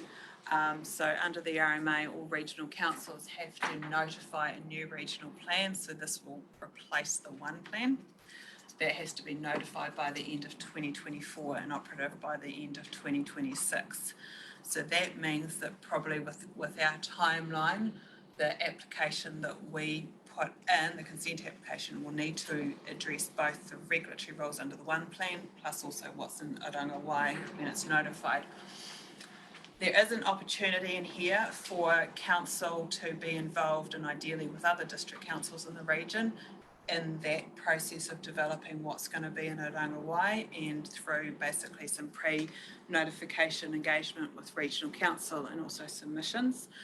I mentioned the intensive land use rules. They are a complicating factor for discharge to land. Horowhenua definitely got into, found it quite complex to work through that, and Palmerston North is definitely finding some challenges working through those as well. We were involved a couple of years ago representing Horowhenua District Council on Plan Change 2. And quite a few of the district councils, I think everyone, all of the ones in the region other than Rangatiki, to be honest, and I might be wrong on that, put submissions into Plan Change 2, which is around changing those intensive land use rules to try and get a better regulatory framework for discharges of treated wastewater to land, so that they didn't get caught up in all of the intensive land use rules, but still had regulation in terms of looking at the treated wastewater as the primary activity, and that was how it should be considered under the consent framework. The response that we got from the regional council and the commissioners on that,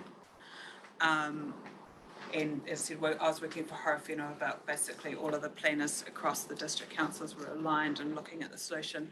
The response we got was that yes, that was an issue. Yes, the intensive land use rules are a constraint in terms of treated wastewater to land in some areas. The solution you guys have put on the table looks like it might work, but it was out of scope for that plan change. So that to me means that there's actually an opportunity here that we could start, and I'd suggest that if you're interested in driving this, to engage with the other district councils that are struggling with this as well, and seek through this Aoranga Wai process to get a more appropriate regulatory environment for these sorts of activities. And that's definitely in line with how the NBEA is going and those sorts of things. So, there's challenges but opportunities with this. The other ones we've got there is freshwater farm plans are coming in likely April 2024. Highly productive land. There's a requirement for a regional council to map that by October 25.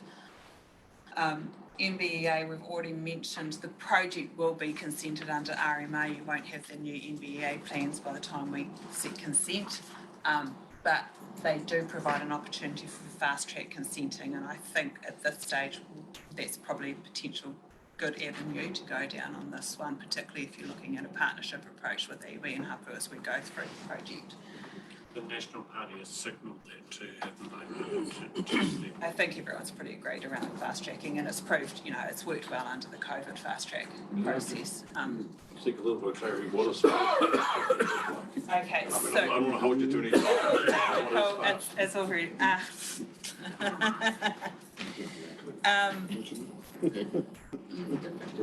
yeah, it's probably not quite so slow process.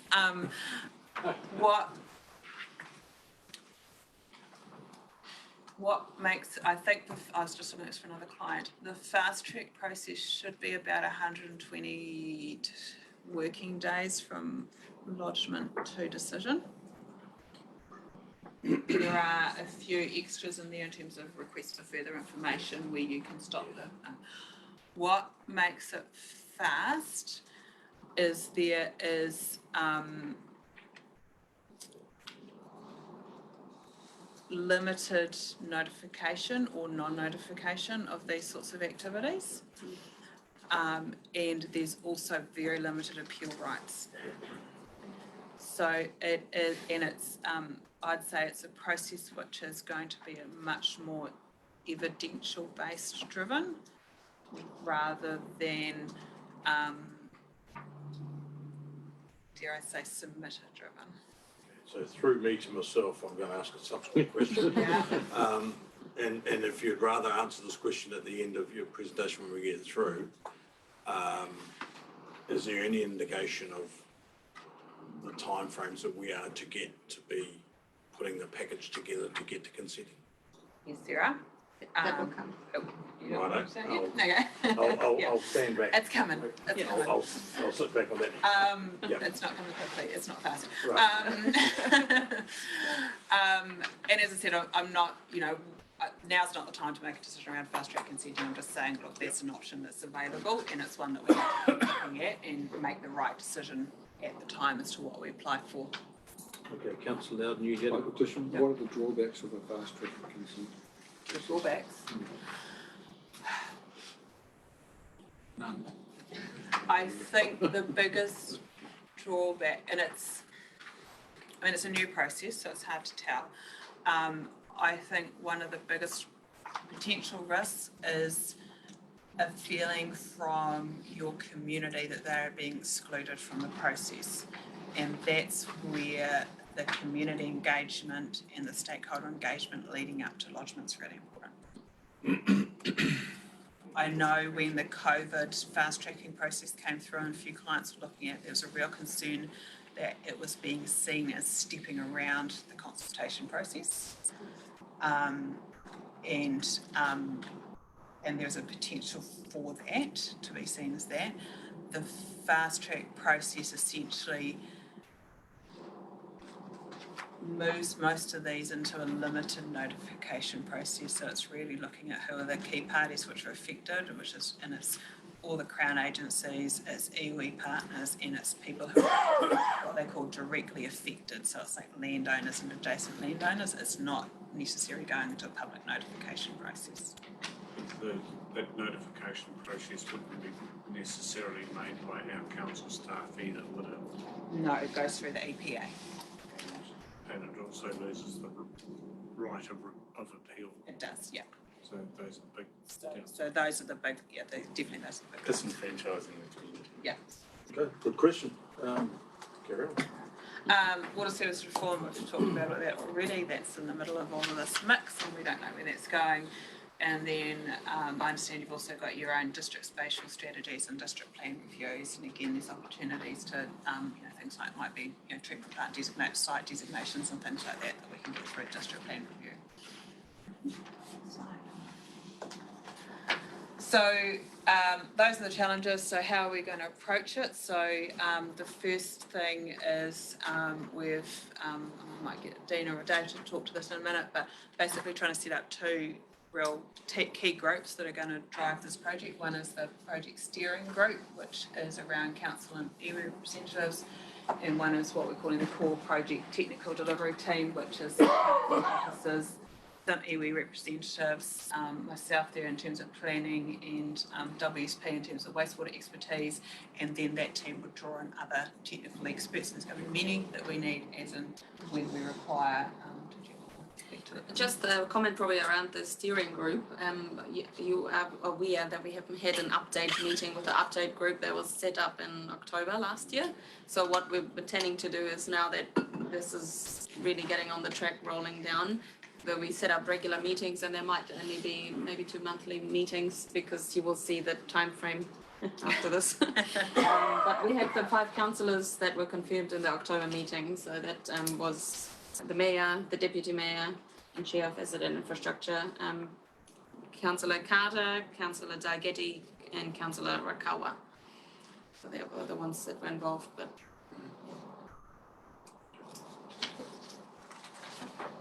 we'll refresh that if we need to. Yeah. We might take that one offline and come back to that one, Councillor Warners. I do know that you've got some skill sets in that space, so we'll see how that plays out. So now we're getting into kind of how we're proposing to approach these challenges. And here, I guess, is the key kind of 4 elements of a diagram, which we're going to get to on the next one. So the first thing is that firstly we need to ensure that the principles of the RMA in terms of sustainable management, Section 6E, which is matters of national importance, and that's around recognising and providing for the relationship of Māori and their culture and traditions with ancestral lands, water, sites, wahitapa and awatonga. Section 8 around principles of Treaty Waitangi and Te Manaurau Te Wai are given effect to throughout the project. So that's all around the partnering approach in terms of with iwi and hapu and how we want to bring them into that technical team and also to the project steering group. The next aspect is around we need to undertake a best practicable option process to identify the preferred solution, and that will be informed by some concurrent work streams around freshwater effects, around land-based treatment and around consultation, and we're being very clear that that option is, while it's a long-term solution, it also needs to have some very short-term improvements, particularly around the Tūtainui stream. As I've alluded to already, we're also suggesting that there's engagement with the relevant regional and district council policy processes that may influence the consenting process and the overall project delivery. And then all of this work draws down into preparing the consent applications and the assessments of effects. So we can go to the next slide, and I do apologise, there's a lot on it. Busy. But I like to try and pull things down onto a one-pager. So if you bear with me, top bit here is what I've just said around giving effect to the RMA Section 6E, those matters of national importance for Māori, Section 8, Treaty Waitangi and Te Manaurau Te Wai throughout the consenting process. So this is all around setting up the project with iwi engagement fully embedded into the project team. So we're talking about iwi and hapu representatives on the steering and technical groups. We're suggesting that there be a memorandum of understanding or something similar to that, which defines the principles of mana whakahaere, kaitiakitanga and manaakitanga. Those are all elements of Te Manaurau Te Wai. And really talking about how is that going to be practiced throughout the project and beyond the consenting phase into implementation and operational phases, and around how Te Manaurau Te Wai looks here. And we're really heartened, I think, at the last project team meeting, Kim, I think, Savage offered from the iwi perspective to host for the project team a wānanga, which is around a learning opportunity for us to understand what these concepts mean, what they're looking for in terms of Te Manaurau Te Wai, and that's really about building that cultural capability of the project team and their cultural understanding across the team as well. And then having that involvement from iwi and hapu in the options assessment and the cultural effects assessment and decision making. And what I'm envisioning here is that's around setting up that relationship properly and then embedding it through the process. And so think about that first phase filtering through this whole process. You're not seeing anywhere here a separate work stream for cultural effects assessment. And we talked about this with Regional Council when they met, and they were very comfortable with this approach, because what we're seeing is we want that cultural effects embedded throughout all of this work that we're doing. Quick question on those 3 bullet points, and I think you may have mentioned, answered it possibly when you mentioned Kim Savage. Has this been shared with our iwi partners? Yes, it This has. document has already been shared or about to be? We've done a project team workshop, which had Kim was in it, Chris Shenton, Peter Richardson was there. That answers my question, thank you. Just a more procedural thing, a number of us will keep our own files. Could this be sent out electronically to us so we can refer back to it? I guess, sorry, Yeah, absolutely. so it's building a pattern. ACT have come out with a position around wanting to change this in terms of a percentage of discharge to a waterway, and working on the theory that if, for instance, if it's 1% of discharge, then it's be deemed to be a minority position. Have you heard or read anything around their position with regard to that? It's a tricky one. They seem to be gaining traction with it in terms of national party. I'm not sure I want to answer in terms of that political aspect.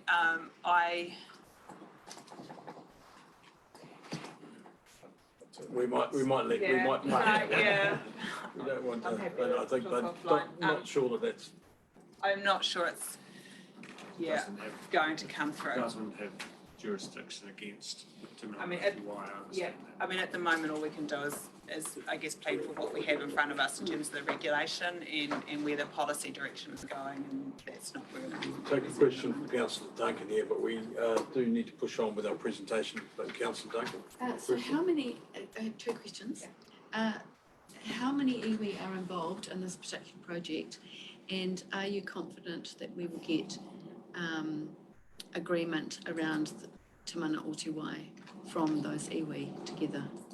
So there's currently 2 iwi involved. Only 2? 2 iwi with the 2 major ones that cover this area and that have sort of their say in this area. There's 3 people from those 2, and they've been very involved with all our meetings so far. So we've been, since we've come along, we've had them involved in every meeting, and I think there's been a lot of learning and understanding in this space, and it's been really, really useful, I think. So, yeah. It doesn't include Ngāti Waewae or Rakawa Day, does it? What we're doing is referring to the iwi on our bank, our side of the river. And iwi will challenge this. Okay, Councillor Loud. Why just 2? Because along the river there's Water making. Because it's the water from Martin and the wastewater from Martin and the wastewater from Bulls that we are moving around. So this is what affects, it's not all the Rangitikei River, it's the wastewater of the people that we, I guess, are affecting mostly. The overriding or overarching aspect is the health of the river, and if it doesn't matter what you put into the river, if the overall health of the river is not good, you're going to struggle with your consents. But I think the key difference here is that we will be engaging with community and the wider iwi as well, but we have partners in this project that are the most affected, and that has been put forward to us as who that should be, and that's been a while ago. So we have taken that advice, and they seem very comfortable that they're the right people in the room. So there will be wider consultation as well as part of our plan. But it's the partner approach that is those 2 that are most affected. I think with that, and I think it's a good point that you raised, Councillor Loudon, but I think the bigger thing here is that we're having this level of discussion now at this very, very early stages of it.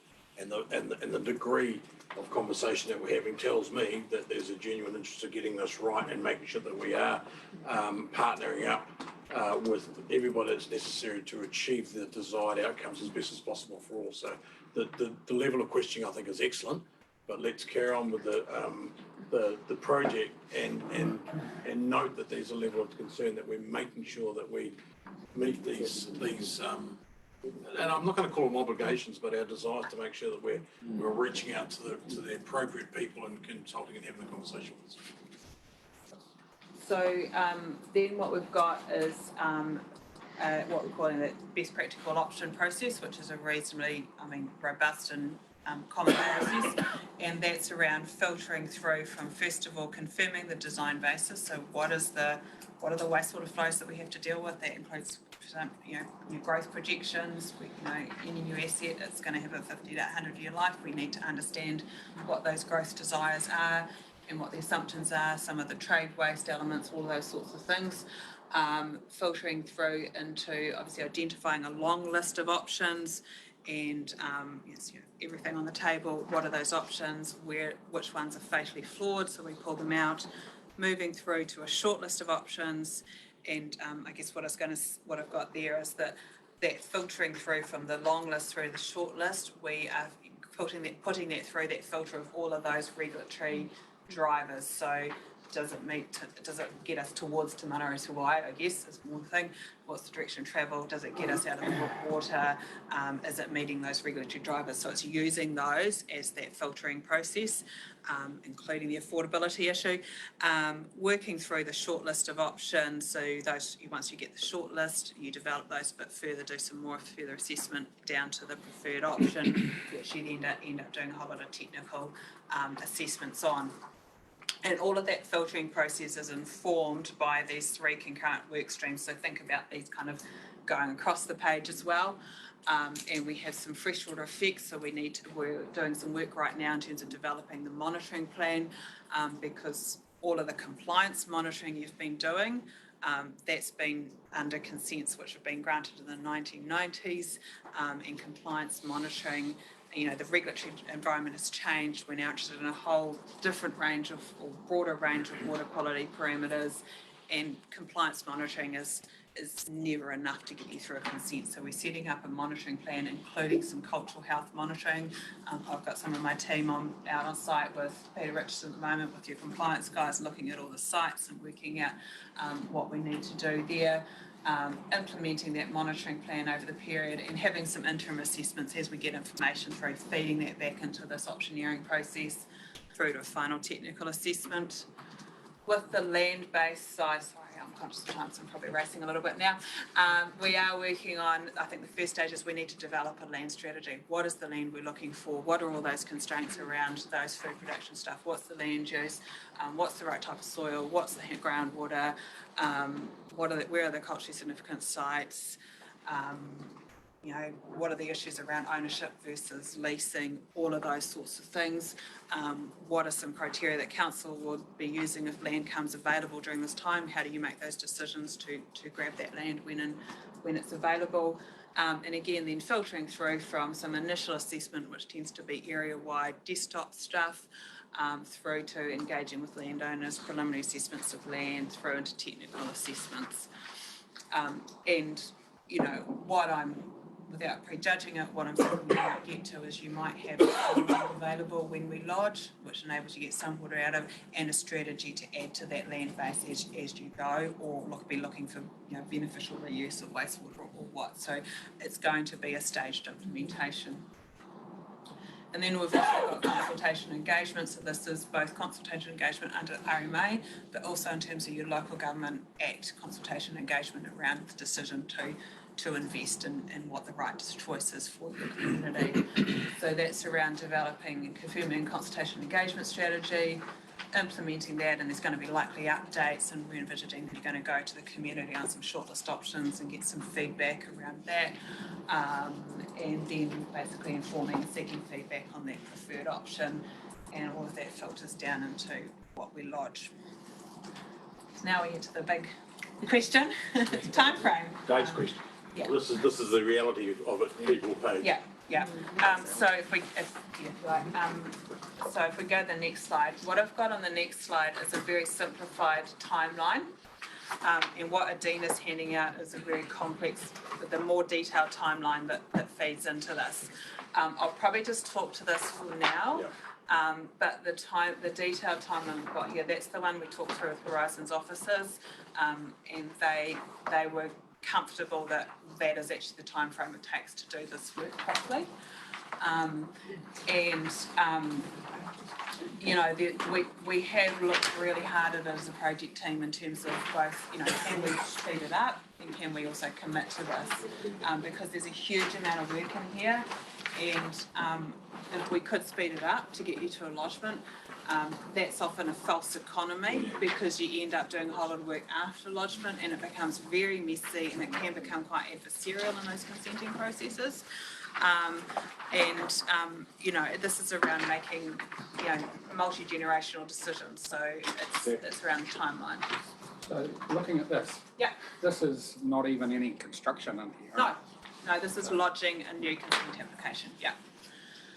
So, I guess the bottom line up front, we are talking about lodging a new application mid-2026. Just a quick question from Mayor Andy there. The Horizons process wasn't at a Horizons meeting, was it? It was an officer meeting, yeah. Is there a way in which we can endorse that?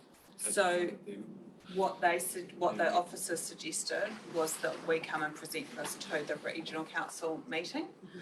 And so what we wanted to do is come and talk with you guys first, obviously, get your endorsement, but then the next step would be to go and talk with the regional council meeting and take them through this so that both councils understand what's happening. And this process as well. But this process also enables the staff that we talk to feel more sort of logged into a plan, you know, that was sort of their thinking, so that rather than having, you know, court orders, this would be a way of, this is what we are planning to do, and if we stick to these timeframes, then, you know, there will be more confidence around this. Yeah. They may. Clearly, we need all parties on board to progress this forward, so open discussion and conversation is the key here. You're happy with the fat in the system, obviously, for the timeframes? Yes and no. I think it's I'm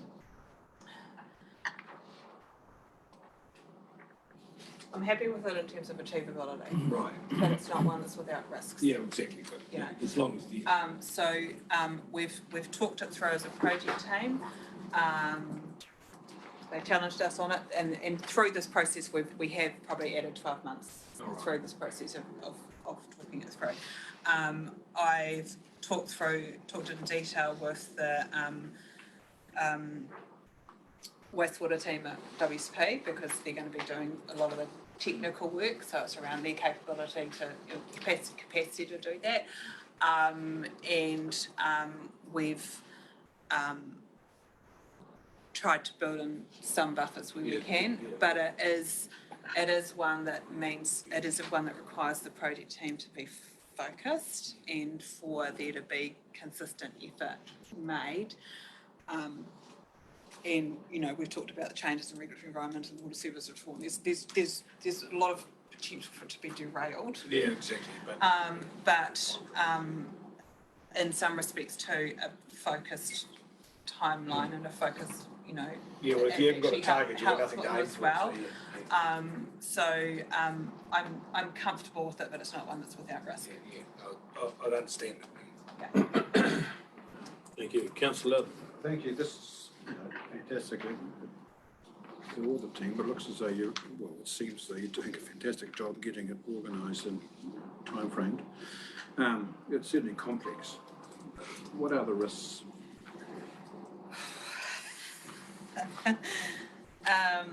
Funding. We haven't put a price tag against this work stream yet.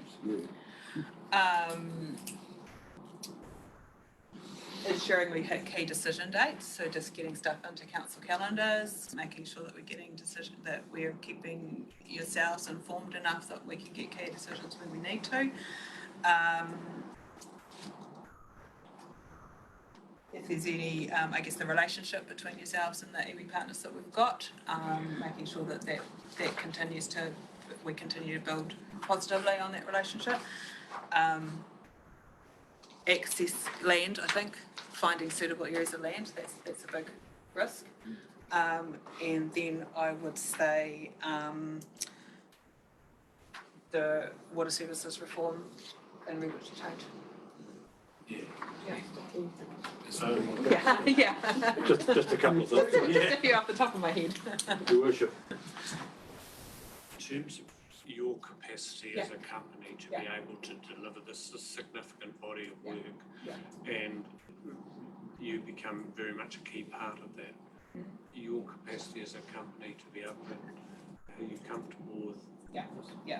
So first of all, I'm not intending to do the vast majority of this. That's where I was heading a little bit. You know, how are you going to resource it? So this will be resourced, I think, you know, we've identified, I guess, ourselves and WSP as your key consulting team. They are geared up in terms of this capacity, as are we.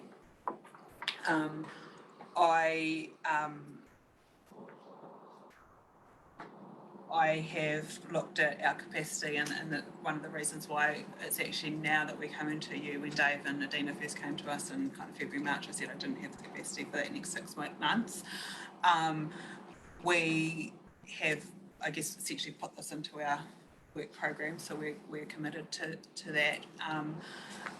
I have a team of 8, and it's myself and probably another principal planner who work interchangeably.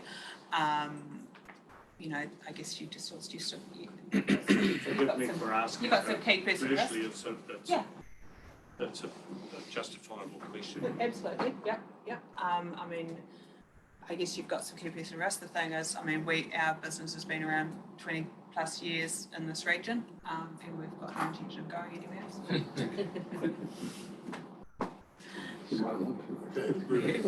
Moving on. I guess people have kind of flicked through this already.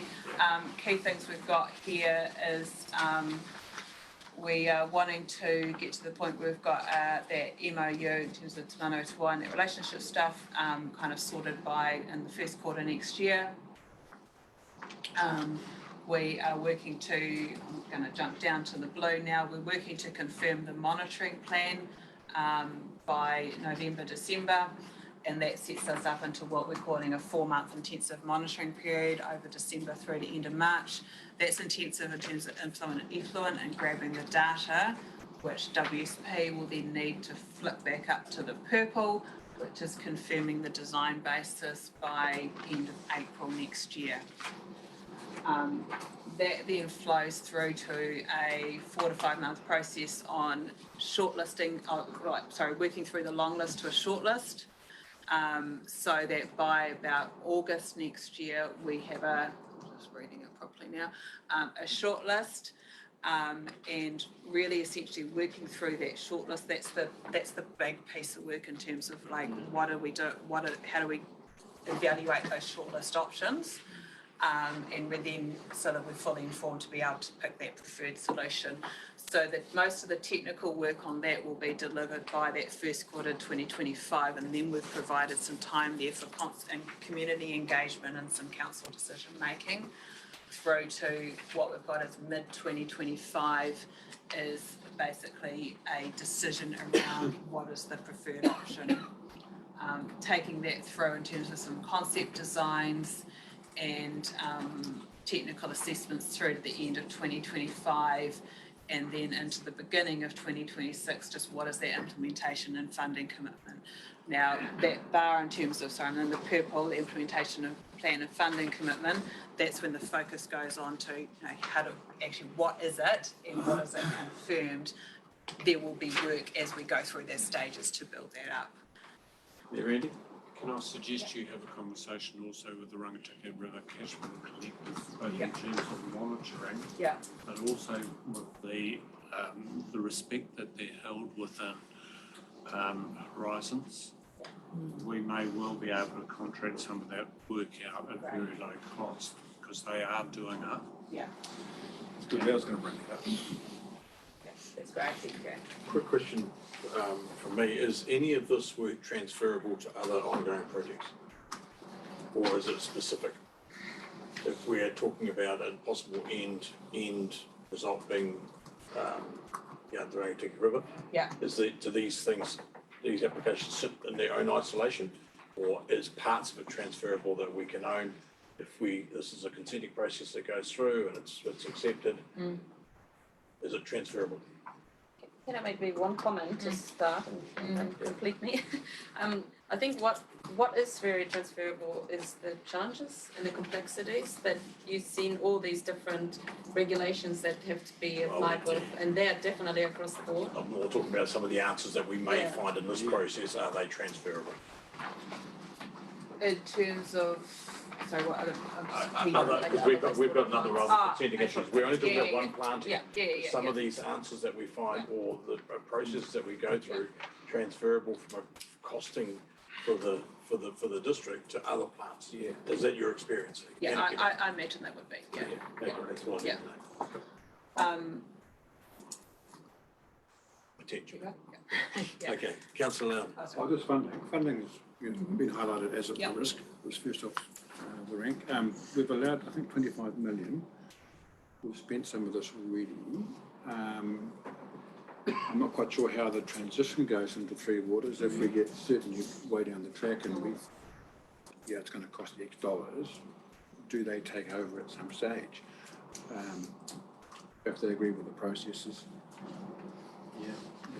I'm not quite sure where that all, the board could tackle, how it's tackled. Just correct me if I'm wrong, the 25 million that's allowed in our budget was set back in 2019 or part of our long-term plan. It's not the total cost. It was an incremental stage by stage to get to that point, but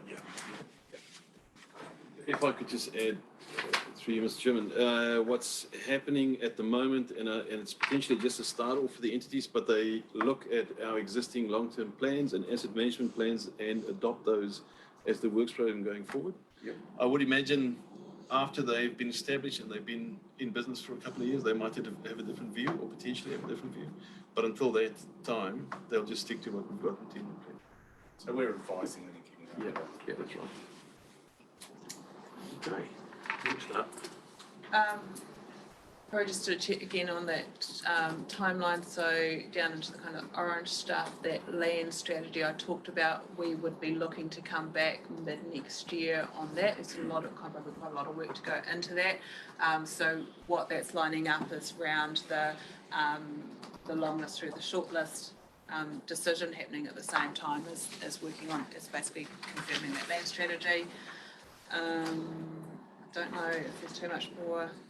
Really going for it line by line. Hopefully that makes sense. Yeah, and so if we go on to the next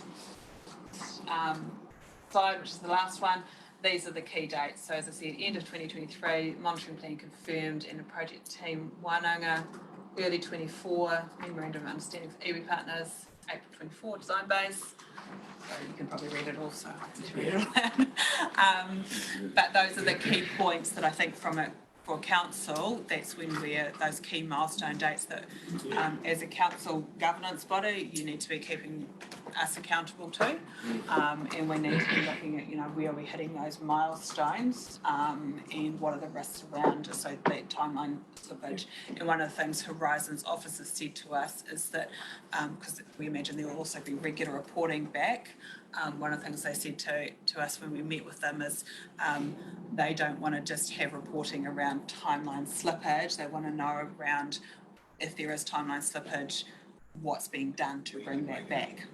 So it was very clear that, while they were comfortable with, I think, the overall timeline, we need to make sure we hit that. So we'll just get Councillor Duncan over here. Okay, so just slightly off that topic. When you recommended that we join forces with other councils to try and make the regulations more workable for us all, where would that feed into? Is that something that would feed into that orange where you said that was the land-based That is, it's requirements? It's not exactly in there, it's down probably down the bottom in the grey. The second to bottom line, I've got the Ariranga Wai notification to operative period. I would say that you'd be wanting to do that prior to the start of the grey period because that's that pre-notification period and that's the easiest, the best way you can to influence what comes out. So that's October to December next year. Yeah. Thank you. Thank you, Councillor Duncan. Councillor Landon? I just sort of, you probably half answered, like you've got here regional district council policy engagement, milestones, dates noted here. Yeah. So those milestone dates would cover all the whole process, wouldn't they? Just not just, like every little item. Yeah. That's part of the whole process. Yeah. Okay. I think we've flashed that one out fairly quickly. Final questions from you, Councillor Wong? You've got timeline to lodgement. Yeah. This is more for Arno probably. This doesn't incorporate the actual work to build this one, does it? It's going to be a totally separate thing on top, which will be in conjunction with this at the same time. Within three waters. Yeah. But, But what we can do, when we identify certain things that need to be done, we could do them in parallel. right, of course. So it doesn't prohibit us. Yeah. So, Some things might not affect it, like that. Also, if I may just mention, Mr. Chairman, you'll see that reflected in the new 10-year plan. As when we think the consenting will come to an end, or at least direct us as to what we need to construct and what that would look like over the period. Okay, well, thank you. Thank you for that, Annette. Thank you for giving us a presentation that's delivered more questions than answers. That's great. If that is the outcome of your presentation, then to me, that is the outcome of a productive presentation because it's got our minds tuning over and understanding the realities and some of the complexities, not only of this particular project, but the issues that we face across the district around consenting.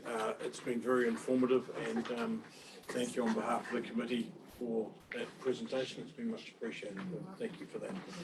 Okay, team, we've got 9.4 which we moved further on in the agenda. So the Hunterville Community Assets Trust report on the swimsuit was to be presented by Councillor Fee Delgatti, who's not with us. My suggestion is all we can really do is receive that, unless, Ms Prince, you had anything to add to it, apart from what's been circulated to us? If I could, I just want to acknowledge the work that they've done, the community. They did mention the budget and it has increased this year along with the inflation. We've linked it up with that, so moving forward as well. Okay. Yep, and I would concur and say it's a group that does a significant amount of work up there in the Hunterville area across the board. So well done and congratulations to them. I'll move from the chair that the Hunterville Community Assets Trust report be received. Do I have a seconder? Thank you, Councillor Lambert. That's appropriate. All those in favour? Aye. Against? Motion carried. 9.4, as I said, we've dealt with that earlier on in today's agenda. Moving to 9.5. Graham Point, are you taking us through this one, are we? The item is the land status, Taipi Road matters.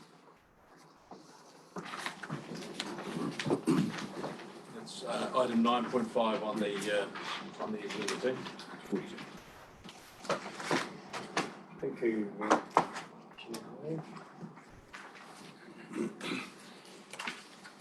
I have a, what do I loosely call a placeholder in the agenda with the intention that I would develop a more beefy report for you.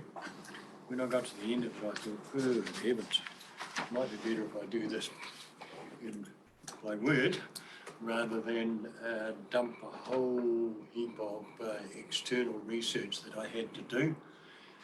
To end up with what I can now present as facts. So with your leave, I will just present a verbal. Absolutely. So we're just referring this back to matters that were raised by the the chair of the Tai Happy board, community board up there. So just for those online, that's what this report refers to. So thank you, Graham. The issues that may arise, as always, with local authority work, status of land. Kizzy, would you mind just booking those reviews? I have a number of overlays I want to take you through.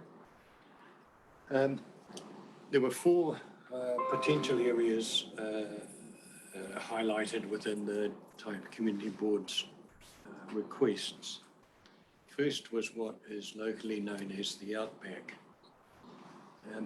I just want to show you the, if I might be better off up here, just the, pardon? It'd be the CE. Yeah, I'm not sure. Take us through with the Outback is, mate. Yes. Apart from Australia. This is the Outback. Yeah. The red parts are legal road, legally dedicated vested road. As so often happens when we start this work, we find, oh, crikey, we actually haven't got a road here. We've got a piece of freehold land that was bought from railway in mid-1990, early 1990s.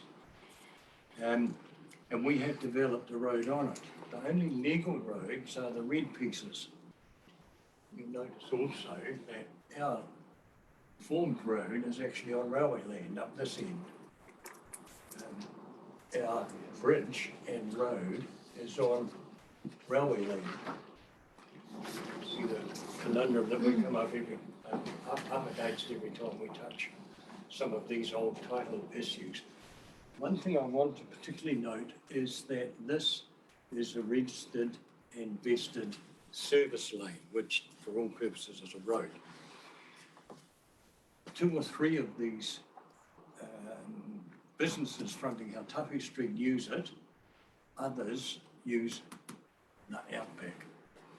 If there's to be any development of road works on this land, I strongly recommend we consider dedicating whatever is required for road as road. Legalese, I know, but let's think. It does require action in my view. Not to say we can't progress with the TCB requests. Okay, so that was a question I was just had. So that doesn't stop this, but you don't have to have the one first to the other for as regards to the request for some signage and parking and things in that area? I would blend the 2. Okay, do it all at the one. Signage, I think we can get, oh, sorry, thank you, good point. An umbrella that we have is our road bylaw. Well drafted in that it provides that anything that is used as road is, for the purposes of our bylaw, a road. So we can, if necessary, prosecute or issue infringements or whatever on the likes of the Outback and the Wecker Street part of the reserve that I'll come to shortly. But that still doesn't necessarily carry the weight of a legal road. So if we're going to have serious traffic movement in there because of any developments, my recommendation is that it should be road. Easily done. Resolution from council, off to Wellington works the ether. Whatever's quick. Can we have a look at number 2, please? Yeah. There we go. That's if we reorientate what we had previously. Oh, bless you. There we go. This is from Lynn's, done just last week sometime. Obvious what it is on this side to me. That's, in your language, a freehold title in the name of RDC. Okay, so that's clear what the status is there. Moving on, please. Can we spin that one too, and we'll show the, and here we go, I didn't catch it all, but again, Lynn's data, road, legal road, vested, dedicated as road. bear in mind, I always work from Lynn's data. It's live the minute I use it, so, and Crown does guarantee the likes of these statements, so we know we're getting it straight from the horses now. Okay, now we go to the. Just before we get off that one, Sure. can I ask a question? That being blatantly obvious, that road looks like it goes through that building.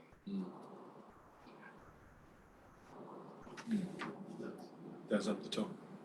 I wish I hadn't seen it. There is some, I forget what they call it, but room for error. What happens is the surveyor goes out and drives pegs and works from the satellite and so on, sets boundaries. An aeroplane flies over and depending on the weather, it captures the aerial imagery, which is then overlaid over the survey work.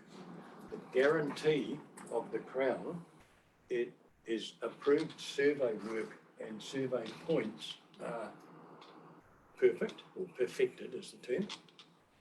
The aerial imagery is purely for our convenience or thinking. Boundary line shown, Inconvenience. guidelines only. Indeed. It's not usually that far out, though, to be fair. No, it is not. The last Lynn's data, they claimed that it was within 50 millimetres, but that's clearly not. I think the accountants use a wonderful Can I also term, just- PNOE. Can I just mention also, this would be the time to neaten all of that up. Yes. If that is the case, that it's halfway or 3/4 across, it will be a time to neaten all that up and sort it out. All right, folks? Yep. Can we have a look at Weaker Street, please, Kezia? This is someone's house. Pardon? AA next to it. This, diving squash, pool, etc. This, did we turn that one? Right, yeah. There we go. 1899, when Ty Happy, or soon after Ty Happy was laid out, when the Railway Crown bought land to set the town up. 1899, the Crown reserved from sale a whole heap of the township, set it aside for public buildings and parks and all the rest of it.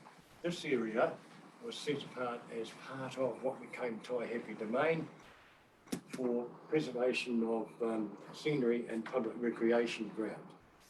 And we've had this discussion as to status of reserve on other matters relating to the reserve. My concern with putting heavy trucks on here, as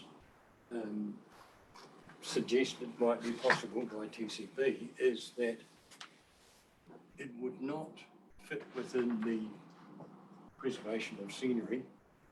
It may fit with imaginative thinking within public recreation. Now, the Reserves Act, which governs these things, provides that recreation is activity where people can rest. Yeah, we must assume that a truck driver can rest. We must also assume that the definition of reserve status enables parking for recreation. So by very clever thinking, you can say, yes, truck drivers can park their heavy trucks there while they rest. I suggest that's too stretched. But that's for future. My brief was to alert members to possible confusion or discussion that might arise if we are looking at using these parcels of land. So that's that one. Another one that was suggested, came up in discussion, is Could you just go, sorry, could you just go back to that one, the previous one? So the number 3 field. Mr. Mayor, I'm just being very cautious what I discuss here. We have had other discussions outside this meeting. Carry on, Brett. To your next slide there. Okay. Number 5, is it? Next one. Arising out of discussion at council was what I heard termed Hippco Park.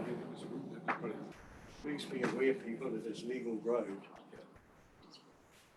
And then off the back of that, just as a matter of interest, can we have a look at number, Sorry, Graham, can you sorry, did we have a can you look? just, where are we now? Yeah, we're at Papagai Park with the tanks and bits and pieces at the bottom Oh, of it. I see, yes, Yeah. thank you. Tanks, just be where there are proposed, did we have another one, Keith? So you're saying okay. it's all of that road? It's all of that road? Yes. Reason being that some years ago, a lot of it fell over, and I'm picking that when the town was originally laid out, it may have been not as large as that, but there was a major subsidence here on Hautapu Taipinaka Road, and that was all redeveloped. I haven't been able to get, I'm looking for archive material on that, but the fact is, once again, I go back to what does Lynn say? Lynn says it road. So we have to deal with that. Now, if we're going to develop part there, we may be able to do that within the definition of road, i.e. a local authority may construct or provide resting places and park benches and toilets and what have you on a road corridor. That's just another layer that we need to consider when we come to that. Now, just as a matter of interest, I think. No, I didn't have it here.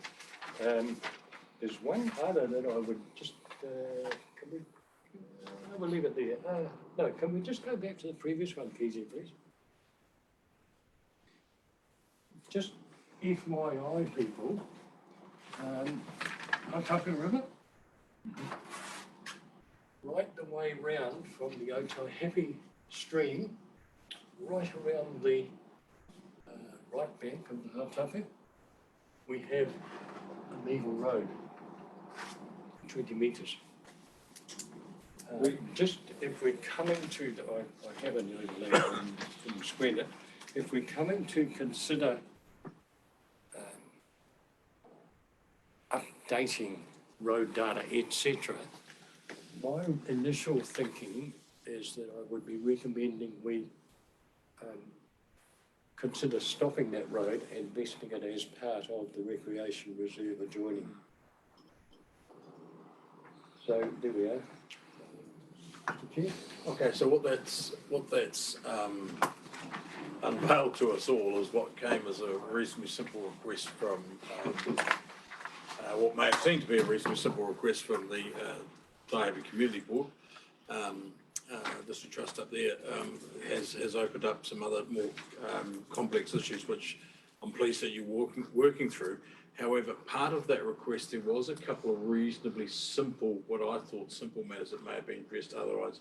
Yeah, there was road markings and paintings and other such things. Have we done any work on that? Or can we, does that come back to us somewhere along the line? Arno, is that something you can update us on? Yeah, I can. Most of those requests were actually on State Highway, and what we'll do is we will speak to Wakakotai and we'll push as hard as we can. The ones that we could do was the disabled parking marking next to the toilets. So that's something we're speaking to our contractors about. And then they were suggesting we might consider changing some of the motorhome parking into the outback, and this is now where the legal thing comes in about the road and the parking. Yeah, I'm aware of that. It's just that I don't want these sorts of things when you know, groups that we work with very closely. I just don't want to get lost in the ether of all this, because there was I understand the complexities of the work that's been now unfolded with these some other things. It would make sense to look at this as a excuse me, a more holistic package to tie up some of these things which you've identified in Taihape. Some of these are reasonably small things, and if we are saying that we're working with our contractors and working with Wakakotahi and things like that to advocate for some improvement in these spaces, how do we make sure that we're following up that that's actually happening, and or do we just send an email and hopefully someone gets back to us? So where's the checks and balances? Is it an action that comes through in the action list that unfortunately we've taken from 6 down to 1, which I'm now possibly putting 2 things back on? How do we do that? If I may, I think this came up through a full council meeting, and it should sit on the actions list of the full council, which means it'll be there until it's closed. Excellent, as long as it's been captured. I think that's great. Thank you. Councillor Duncan. I have a question for Mr. Poynton. With regard to the Friends of Taihape group, which are working with the park and the river, on both sides of the river now, they may have this information, but especially around the actual Papakai Park designation as road, but also that information of the road going down the right-hand side of the river. You're saying it's 20 metres wide. They're doing work in that area. I'm just wondering, can we get that information to them?